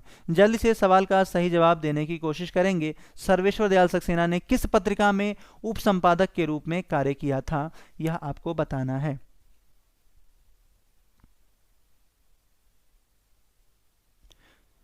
तो चलिए, यहाँ पे जो सही जवाब होगा वो होगा दिनमान, यानी कि ऑप्शन नंबर डी हमारा सही जवाब होगा। डी फॉर दिल्ली, यानी D for donkey, D for और भी कुछ हो सकता है। चलिए, सर्वेश्वर दयाल सक्सेना ने किस पत्रिका में उपसंपादक के रूप में काम किया था। तो दिनमान पत्रिका में उपसंपादक के रूप में काम किया था। आशा करते हैं सर्वेश्वर दयाल सक्सेना से अब ये सारी चीज़ें क्लियर हो चुकी हैं। चलते हैं अगले सवाल पे और देखते हैं हमारे क्लास का अगला सवाल। अगला सवाल आपके सामने है। सर्वेश्वर दयाल सक्सेना क्या थे, यह आपको बताना है। सर्वेश्वर दयाल सक्सेना क्या थे। उपन्यासकार थे, या फिर साहित्यकार थे, कहानीकार थे, या फिर इनमें से सभी? जल्द से बताएंगे। इस सवाल का सही जवाब क्या होगा? सर्वेश्वर दयाल सक्सेना क्या थे?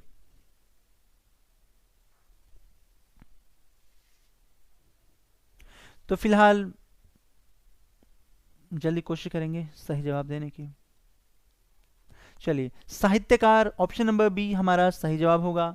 बी फॉर बैलून हमारा सही जवाब होगा। साहित्यकार हुआ करते थे सर्वेश्वर दयाल सक्सेना। जैसा कि मैंने आपको बताया है कि सर्वेश्वर दयाल सक्सेना की कुछ रचनाएं हैं, उनको मैं एक बार और दोहरा दूं। रचनाएं, क्योंकि रचनाओं से सवाल आपके आते हैं। सर्वेश्वर दयाल सक्सेना की जो रचनाएं थी, कुत्तों का मसीहा, आपको ध्यान में रखना है। कुत्तों का मसीहा आपको ध्यान में रखना है। सर्वेश्वर दयाल सक्सेना की ही रचना थी खूंटियों पर टंगे लोग। खूंटियों पर टंगे लोग, ठीक है, खूंटियों पर टंगे लोग। सर्वेश्वर दयाल सक्सेना की ही रचना थी कुछ रंग कुछ गंध। कुछ रंग और कुछ गंध, ठीक है, ये भी सर्वेश्वर दयाल सक्सेना की ही रचना थी। और कच्ची सड़क मैंने कहा था, कच्ची सड़क मैंने कहा था, कच्ची सड़क, ये भी सर्वेश्वर दयाल सक्सेना की ही रचना थी। और घाटियां, काठ की घाटियां, हाँ, काठ की घाटियां भी सर्वेश्वर दयाल सक्सेना की ही रचना थी। और यहाँ से कुछ छूटा क्या? हाँ, सड़क जो थी ये भी सर्वेश्वर दयाल सक्सेना की ही रचना में शामिल है। इस प्रकार से रचना आप समझ गए होंगे, काफ़ी इम्पोर्टेंट होता है। और इन्हें साहित्य अकादमी पुरस्कार भी दिया गया था खूंटियों पर टंगे लोग के लिए, ओके, जिसमें कि 1,00,000 रुपए और प्रशस्ति पत्र यानी कि ताम्रपत्र दिए जाते हैं। अगला सवाल आपके सामने है, इनमें से कौन सी कहानी संग्रह सर्वेश्वर दयाल सक्सेना का है? खूंटियों पर टंगे लोग, ये तो फिर अब तो आप लोग तो अब इतने हो ही गए होंगे कि सवाल को अब देखेंगे और आंसर करेंगे कि सर्वेश्वर दयाल सक्सेना का है खूंटियों पर टंगे लोग, बकरी, कुआनो नदी या काठ की घाटियां। जल्द से बताएंगे सर्वेश्वर दयाल सक्सेना का है कौन सी कहानी सर्वेश्वर दयाल सक्सेना का है? ठीक है, तो यहाँ पे खूंटियों पर टंगे लोग आपको दिख रहा होगा। क्यों आप लोग मतलब इतना टाइम व्यस्त, मतलब खूंटियों पर टंगे लोग, ठीक है, खूंटियों पर टंगे लोग आपको ध्यान में रखना था कि इनमें से कौन सी कहानी संग्रह सर्वेश्वर दयाल सक्सेना का है? तो खूंटियों पर टंगे लोग। और इसी के लिए इन्हें क्या दिया गया था? साहित्य अकादमी पुरस्कार भी दिया गया था। ठीक है, थोड़ा सा समय आप ज़रा 1 मिनट देंगे मुझे।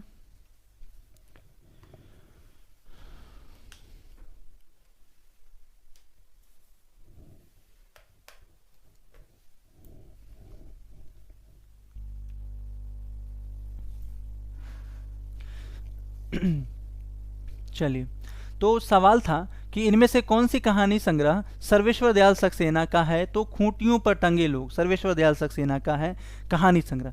अगला सवाल आपके सामने है, इनमें से कौन सा उपन्यास सर्वेश्वर दयाल सक्सेना की नहीं है? यह आपको बताना है। सोया हुआ जल, या फिर जंगल का दर्द, पागल कुत्तों का मसीहा, या फिर इनमें से कोई नहीं। जल्दी से बताएंगे इस सवाल का सही जवाब क्या होगा। इनमें से कौन सा उपन्यास सर्वेश्वर दयाल सक्सेना की नहीं है, यह आपको बताना है। और जल्दी से आप बताने की कोशिश करेंगे कि इसका सही जवाब क्या होगा।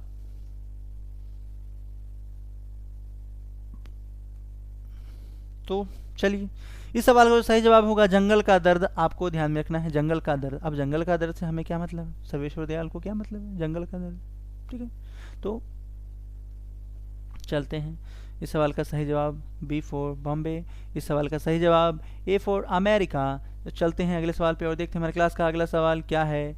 अगला सवाल आपके सामने है, आपको बताना है सर्वेश्वर दयाल सक्सेना की खूंटियों पर टंगे लोग के लिए कौन सा पुरस्कार दिया गया। चलिए, अब पुरस्कार पूछा जा रहा है आपसे, पुरस्कार पूछा जा रहा है सर्वेश्वर दयाल सक्सेना को कौन सा पुरस्कार दिया गया खूंटियों पर टंगे लोग के लिए।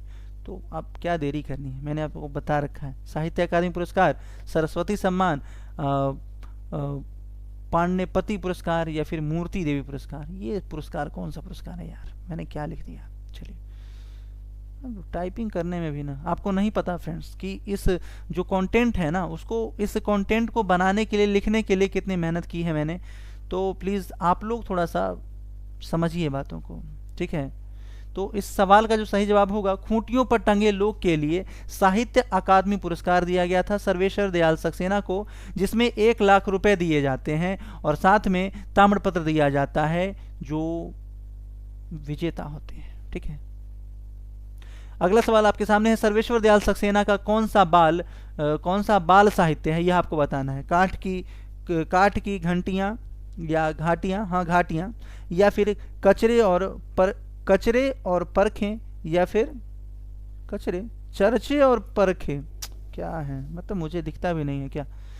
बतूता का जूता, जंगल का दर्द। जल्द से बताने की कोशिश करेंगे इस सवाल का सही जवाब क्या होगा। सर्वेश्वर दयाल सक्सेना का कौन सा बाल साहित्य है, यह आपको बताना है और सवाल का जवाब आप बताएंगे, मुझे पता है, आप सभी से उम्मीदें हैं कि आप लोग बताएंगे। चलिए सवाल का जवाब दीजिए।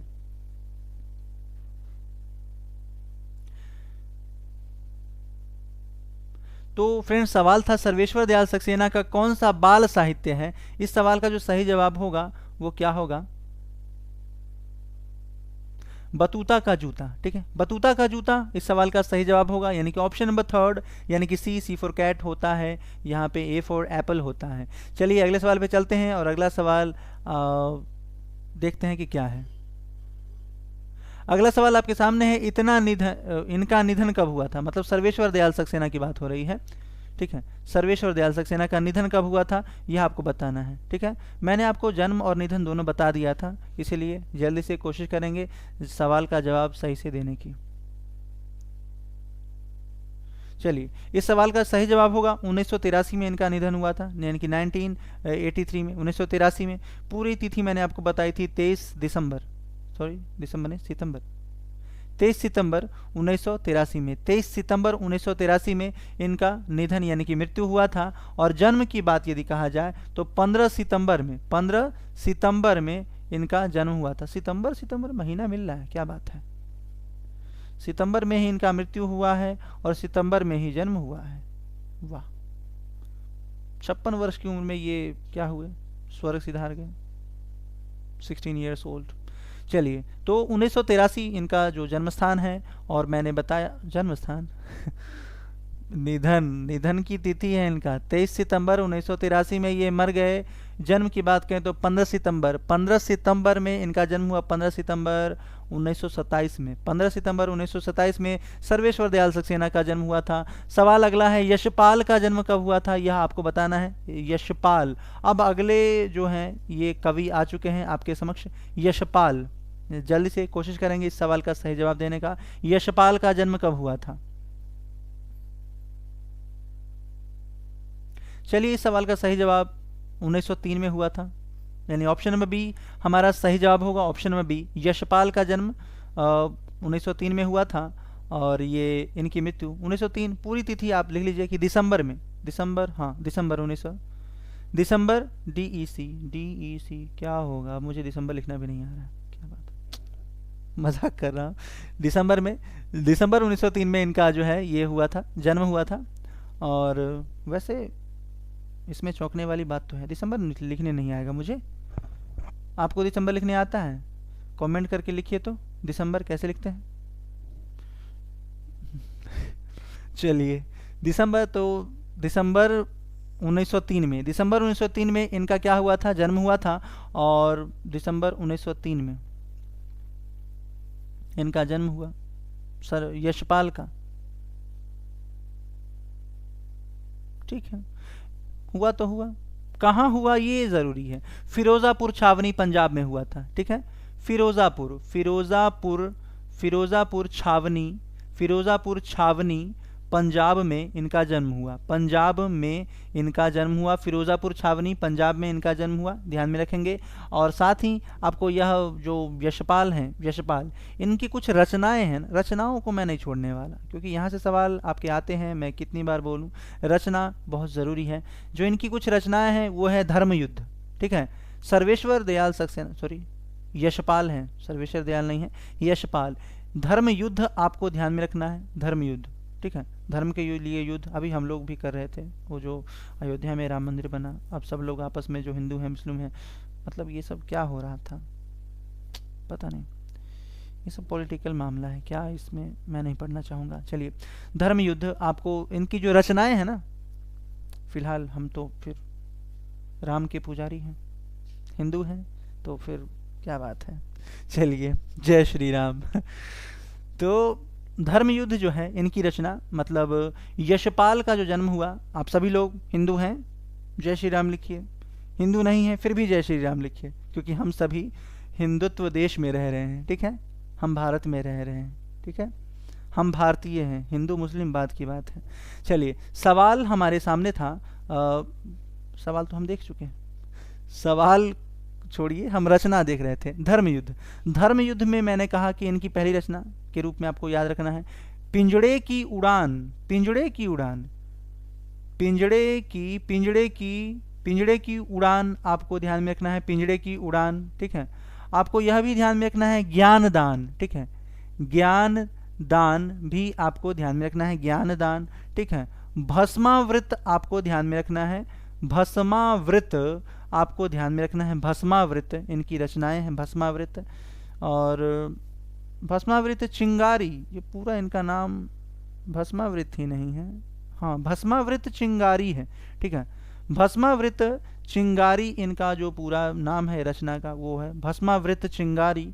और फूलों का कुर्ता, फूलों का कुर्ता, ठीक है, फूलों का जो फूल है, ये फूलों का कुर्ता, क्या आपने पहना है फूलों का कुर्ता, फूलों का कुर्ता, ठीक है, इनकी रचना है। और फिर उत्तम की माँ, क्या बात है, मेरी माँ, उत्तम की माँ, ठीक है, उत्तम की माँ आपको ध्यान में रखना है, ये इनकी यशपाल की रचना है, ठीक है। ये काफी, मतलब तुमने क्यों कहा था, तुमने क्यों कहा था भाई मैं सुंदर हूं, तुमने क्यों कहा था मैं सुंदर हूं, मैं सुंदर हूं, ठीक है, सुंदर हूं, ये भी इनकी ही यशपाल की ही रचना है, ठीक है। तो इस प्रकार से ये सारी रचनाएं जो महत्वपूर्ण रचनाएं थी मैंने आपको यशपाल की सब लिखवा दी हैं। इनका जन्म भी मैंने आपको बताया कि दिसंबर 1903 में फिरोजापुर छावनी में यशपाल का जन्म हुआ। मृत्यु की बात मैंने आपको नहीं लिखवाई है, तो चलिए मृत्यु मैं आपको लिखवा देता हूँ। यशपाल की जो मृत्यु हुई थी ना, मृत्यु हुई थी वो कब हुई थी, मृत्यु कब हुई थी, तो मृत्यु इनकी हुई थी 26 दिसंबर, हाँ 26 दिसंबर 1976 में, हाँ 76, ठीक है, 1976 में, 26 दिसंबर 1976 में इनकी मृत्यु हुई, जबकि दिसंबर 1903 में फिरोजापुर छावनी पंजाब में यशपाल का जन्म हुआ, ठीक है। और ये जो यशपाल हैं इनके कुछ रचनाएं हैं, महत्वपूर्ण रचनाएं, जिसमें कि धर्म युद्ध मैंने आपको बताया, धर्म युद्ध मैंने आपको बताया, पिंजड़े की उड़ान मैंने आपको बताया, मैंने ज्ञानदान बताया, उसके बाद मैंने आपको बताया फूलों का कुर्ता, मैंने आपको बताया कि उत्तम की माँ, तुमने क्यों कहा था मैं सुंदर हूँ, फिर है भस्मावृत चिंगारी, ठीक है। ये सारी रचनाएं आपको ध्यान में रखनी होगी, तभी आप एग्जाम में बेहतर रिजल्ट कर पाएंगे। मैं एक बार और दोहरा दूं कि यशपाल की जो रचनाएं हैं वो है धर्म युद्ध, ठीक है, पिंजड़े की उड़ान, ज्ञानदान, भस्मावृत चिंगारी, फूलों का कुर्ता, उत्तम की माँ और तुमने क्यों कहा था मैं सुंदर हूँ, ठीक है। ये सारी रचनाएं यशपाल की हैं, आप कॉपी में लिख लेंगे या फिर आप इसका स्क्रीनशॉट कर लेंगे, ठीक है। चलते हैं अगले सवाल पे और देखते हैं हमारे क्लास का अगला सवाल क्या है। अगला सवाल आपके सामने है और बस अब हम लोग सवाल को, मतलब सेशन लगभग अब समाप्ति पे है, पर अभी समाप्त हुआ नहीं है, ठीक है। क्लास में बने रहिए और क्लास में बने रहिएगा तो आप हिंदी के लिए तो यहाँ से निश्चिंत हो जाइए। यदि आपने इस चैनल को ज्वाइन किया है तो आपको हिंदी विषय के लिए सोचना नहीं है, ठीक है, चाहे वो व्याकरण हो या साहित्य हो। आपके सामने सवाल है, यशपाल का जन्म कहाँ हुआ था, पंजाब में, हरियाणा में, राजस्थान में या चंडीगढ़ में, यह आपको बताना है। लोग नाम लिखते हैं चैनल का, क्या लिखते हैं, थंबनेल, महा marathon class, mini marathon class. यहाँ पे कुछ महा मैराथन मिनी मैराथन जैसा कुछ नहीं है। ये क्लास आप करिए, ज्वाइन कीजिए और जितने देर तक हो सके आप मैराथन समझिए, जो समझिए, मिनी लीजिए, महा मिनी लीजिए, लार्ज लीजिए, जो भी है। चलिए सवाल आपके सामने है, यशपाल का जन्म कहाँ हुआ था, यह आपको बताना है। मुझे ये चीज़ें आप सभी को बताने में काफ़ी खुशी हो रही है। जो सवाल या जवाब या जो कंटेंट है मैं जो लेके आया हूँ आपके सामने, तो आप लोग भी खुशीपूर्वक पढ़िए और अपने ज़्यादा से ज़्यादा मित्रों को जोड़ने की कोशिश कीजिए इस क्लास से, ताकि मैं और बेहतर चीज़ें आपके बीच ला सकूँ इससे और बेहतर तरीके से। ठीक है, मैं इसमें और सुधार कर सकता हूँ। ठीक है, तो बस ज़रूरत है आप लोग का, थोड़ा सा सपोर्ट आप लोग कीजिए। ठीक है, ज़्यादा से ज़्यादा लोग जुड़िए, मुझे बस आपका सपोर्ट में यही चाहिए। ज़्यादा से ज़्यादा लोग जुड़िए क्लासेस में और फिर देखिए कैसे चीज़ें और बेहतर होती हैं। सवाल का जवाब आपको देना था कि यशपाल का जन्म कहाँ हुआ था, तो ये तो अभी मैंने बताया तो था, अभी मैंने बताया कि यशपाल का जन्म कहाँ हुआ था। फिरोज़ापुर छावनी पंजाब मैंने बताया, आप भूल कैसे गए। ठीक है, पंजाब फिरोज़ापुर छावनी, फिरोज़ापुर फिरोज़ापुर छावनी में पंजाब में इनका जन्म हुआ था, छावनी। ठीक है, फिरोज़ापुर छावनी में इनका जन्म हुआ। ठीक है, ऑप्शन नंबर ए हमारा सही जवाब होगा। चलते हैं अगले सवाल पे। अगला सवाल है, यशपाल ने कहाँ के कॉलेज से बीए की शिक्षा प्राप्त की थी। यह आपको बताना है कि यशपाल ने कहाँ के कॉलेज से बीए की शिक्षा, बीए का एजुकेशन प्राप्त किया था। यह सवाल आपको बताना होगा, जल्द से बताइए क्या होगा। सिंध से, अमृतसर से, लाहौर से या इलाहाबाद, इस्लामाबाद। हाँ, जल्द से सवाल का सही जवाब क्या होगा बताने की कोशिश करेंगे। यशपाल ने कहाँ से किस कॉलेज से बीए की शिक्षा प्राप्त की थी। तो फिलहाल इस सवाल का जो सही जवाब होगा, यशपाल ने लाहौर से की थी बीए की शिक्षा प्राप्त, यानी ऑप्शन नंबर सी हमारा सही जवाब होगा। इस प्रकार से ये क्लियर हो चुके दो सवाल और चलते हैं अगले सवाल पे। अगला सवाल आपके सामने है, लाहौर में यशपाल की किससे मुलाकात हुई थी। भगत सिंह और सुखदेव से, महात्मा गांधी से, जवाहरलाल नेहरू से या सुखदेव से। जल्द से सही जवाब देंगे कि इसका सही जवाब क्या होगा। कोशिश कीजिए और सही जवाब दीजिए, कोशिश कीजिए और सही जवाब दीजिए। क्या बात है, क्या तकिया कलाम है। कोशिश कीजिए और सही जवाब दीजिए। चलिए, तो सवाल है आपके सामने, लाहौर में यशपाल की किससे मुलाकात हुई थी।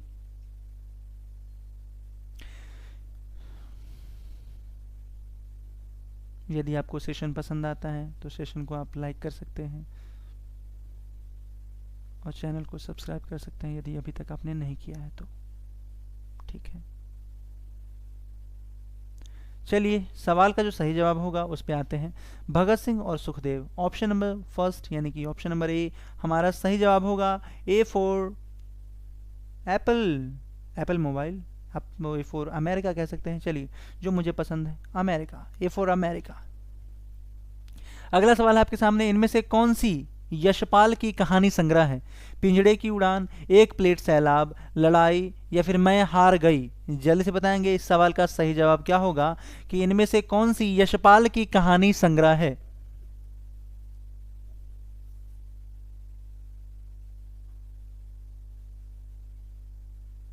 चलिए, इस सवाल का सही जवाब होगा, आशा करते हैं आप लोगों ने दे दिया होगा, ऑप्शन नंबर ए हमारा सही जवाब होगा। ऑप्शन नंबर ए यानी कि कौन सी कहानी संग्रह है, तो पिंजड़े की उड़ान, यही हमारा सही जवाब होगा। यशपाल की रचना है। ठीक है, एक प्लेट सैलाब इनकी नहीं है। ठीक है, एक प्लेट सैलाब इनकी नहीं है, ये कोई और है। कौन है, हाँ, एक प्लेट सैलाब मन्नू भंडारी का है। हाँ, मन्नू भंडारी। ठीक है, एक प्लेट सैलाब है मन्नू भंडारी की रचना, भंडारी मन्नू भंडारी की रचना है। ठीक है, आशा करते हैं आप लोग अब समझ गए होंगे। चलते हैं अगले सवाल पे और देखते हैं हमारे क्लास का अगला सवाल। जो रचनाएं मैं आपको लिखवा रहा हूँ, मेरे मित्र आप सभी से अनुरोध है कि रचनाओं को जरूर लिखिए। ठीक है, अगला सवाल है, यशपाल की कौन सी रचनाएं मुखर नहीं है। यह आपको बताना है। सामाजिक विषमता, ज्ञानदान, रूढ़ियों या फिर राजनीतिक पाखंड। जल्दी से कोशिश करेंगे इस सवाल का सही जवाब देने की और सही जवाब देने वाले विनर को मिलेगा अगले सवाल देने का मौका।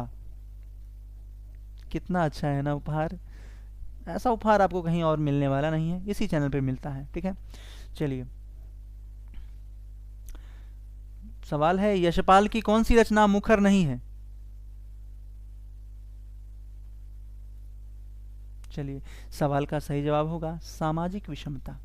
ऑप्शन नंबर फर्स्ट के साथ चलेंगे, सामाजिक विषमता, यानी ऑप्शन नंबर ए हमारा सही जवाब होगा। यशपाल की कौन सी रचनाएं मुखर नहीं है, मतलब ऑप्शन नंबर ए हमारा सही जवाब है। अगला सवाल है, इनमें से कौन सी यशपाल की कहानी संग्रह है, यह आपको बताना है। तर्क का तूफान, फूलों का कुर्ता, वादुलिया या फिर इनमें से सभी। जल्दी से बताने की कोशिश करेंगे इस सवाल का सही जवाब क्या होगा। क्वेश्चन नंबर है 92।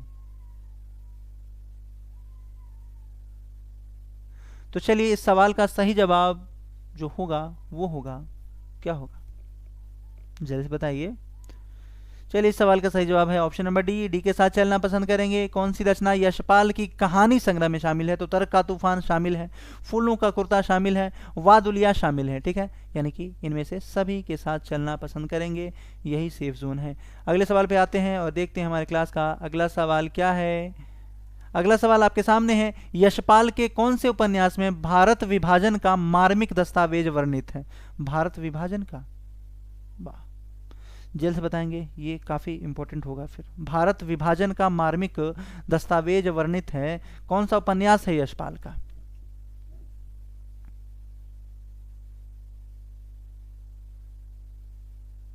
चलिए इस सवाल का सही जवाब होगा ऑप्शन नंबर सी, झूठा सच।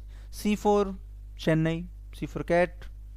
अगले सवाल पे आते हैं, इनमें से कौन सा उपन्यास यशपाल की नहीं है? फूलों का कुर्ता, पार्टी, कॉमरेड, अमिता, दिव्या या फिर मेरी तेरी उसकी बात। कौन सा उपन्यास यशपाल की नहीं है, यह आपको बताना है।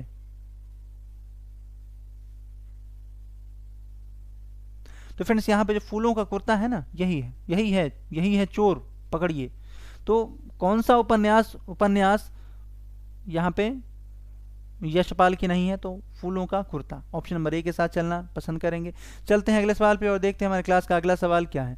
अगला सवाल आपके सामने है, यशपाल की मृत्यु कब हुई? 1976, 1974, 1975 या 1972? जल्दी से बताने की कोशिश करेंगे, इस सवाल का सही जवाब क्या होगा।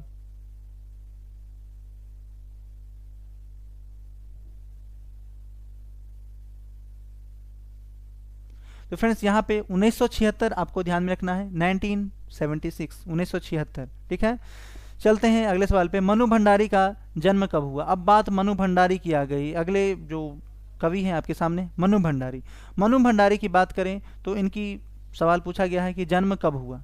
जन्म की बात करें तो चलिए कोशिश कीजिए बताने की। चलिए अगला सवाल क्या है, इसी सवाल का जवाब है 1931, यानी ऑप्शन नंबर बी हमारा सही जवाब होगा कि मनु भंडारी का जो जन्म हुआ था वो 1931 में हुआ था। 1931 में मनु भंडारी का जन्म हुआ था। ठीक है, ऑप्शन नंबर बी हमारा सही जवाब होगा। और मृत्यु की बात करें, ये जन्म हुआ था क्या? नहीं, 1931 में इनकी मृत्यु हुई थी। ठीक है, मनु भंडारी की मृत्यु हुई थी 1931 में, जबकि मनु भंडारी का जन्म पूछा गया है। तो जन्म हुआ था 2021 में। क्या कंफ्यूजन है, मतलब मनु भंडारी का जन्म आपको याद नहीं, आपको क्या, मुझे याद नहीं है, थोड़ा सा रुकिए। हाँ, 1931 ही सही है।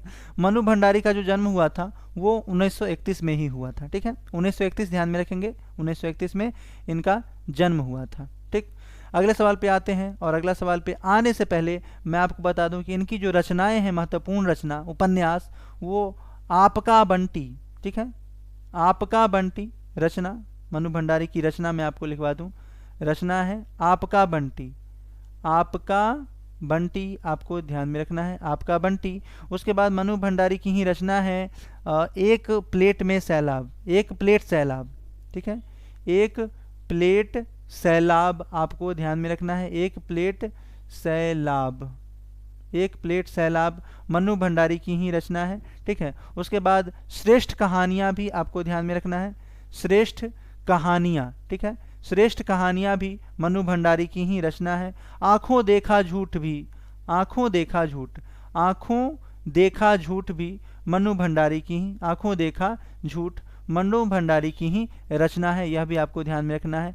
नायक खलनायक, नायक खलनायक, नायक खलनायक भी मनु भंडारी की ही रचना है। नायक खलनायक विदूषक, हाँ पूरा इनका विदूषक, इनका ये पूरा है, नायक खलनायक विदूषा। ठीक है, तो ये सारी रचनाएं हैं जो मनु भंडारी की हैं। ठीक है, मतलब उपन्यास है। ठीक है, कुछ कहानी संग्रह भी है इनका, जैसे कि कहानी संग्रह में यदि हम आते हैं, कहानी संग्रह यदि मनु भंडारी का देखते हैं तो यहाँ पे त्रिशंकु हो जाएगा, त्रिशंकु। ठीक है, त्रिशंकु आपका कहानी संग्रह हो जाएगा। ठीक है, आप यहाँ पे देख सकते हैं यही सच है, यही सच है, यहाँ पे मनु भंडारी का ये कहानी संग्रह हो जाएगा। तीन निगाहों की एक तस्वीर, तीन निगाहों की एक तस्वीर, निगाहों की एक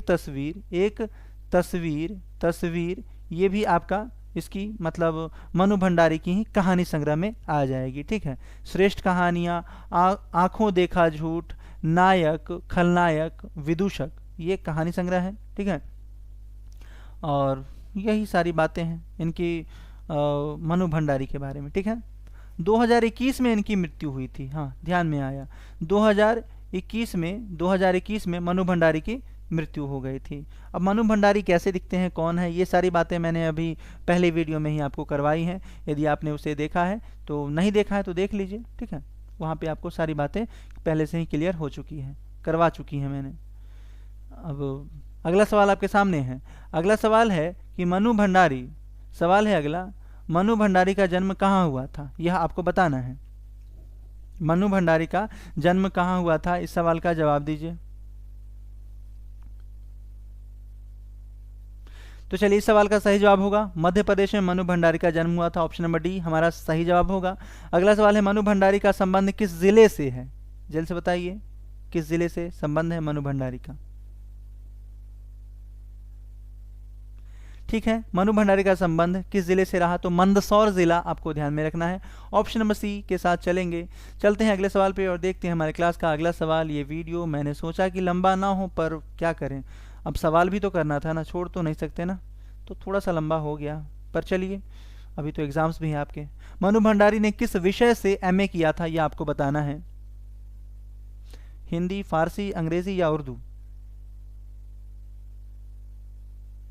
तो यहाँ पे सही जवाब होगा हिंदी, यानी ऑप्शन नंबर फर्स्ट, यानी कि ऑप्शन नंबर ए हमारा सही जवाब होगा। अगला सवाल है, मनु भंडारी की कहानी संग्रह कौन सी है। मैं हार गई, एक प्लेट सैलाब, यही सच है, या फिर ये सभी। मनु भंडारी की कहानी संग्रह कौन सी है।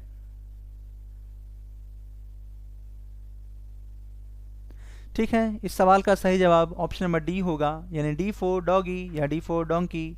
सवाल का सही जवाब यही होगा। आशा करते हैं कि आपको सेशन समझ में आया होगा और अच्छा लगा होगा। अच्छा लगा है तो आप जो चीज़ें मैंने कही हैं आप वो कर सकते हैं। हमारे साथ इस चैनल में जुड़े रहने के लिए आप सभी का तहे दिल से धन्यवाद, शुक्रिया। मिलते हैं नेक्स्ट सेशन में इससे और बेहतर चीज़ें लेकर के। एक बार इस वीडियो को अपने सभी मित्रों के बीच शेयर ज़रूर करें, और आप चाहें तो इसे सब्सक्राइब कर सकते हैं चैनल को, क्योंकि ये चैनल आपसे ही है। ठीक है, मिलते हैं नेक्स्ट क्लास में।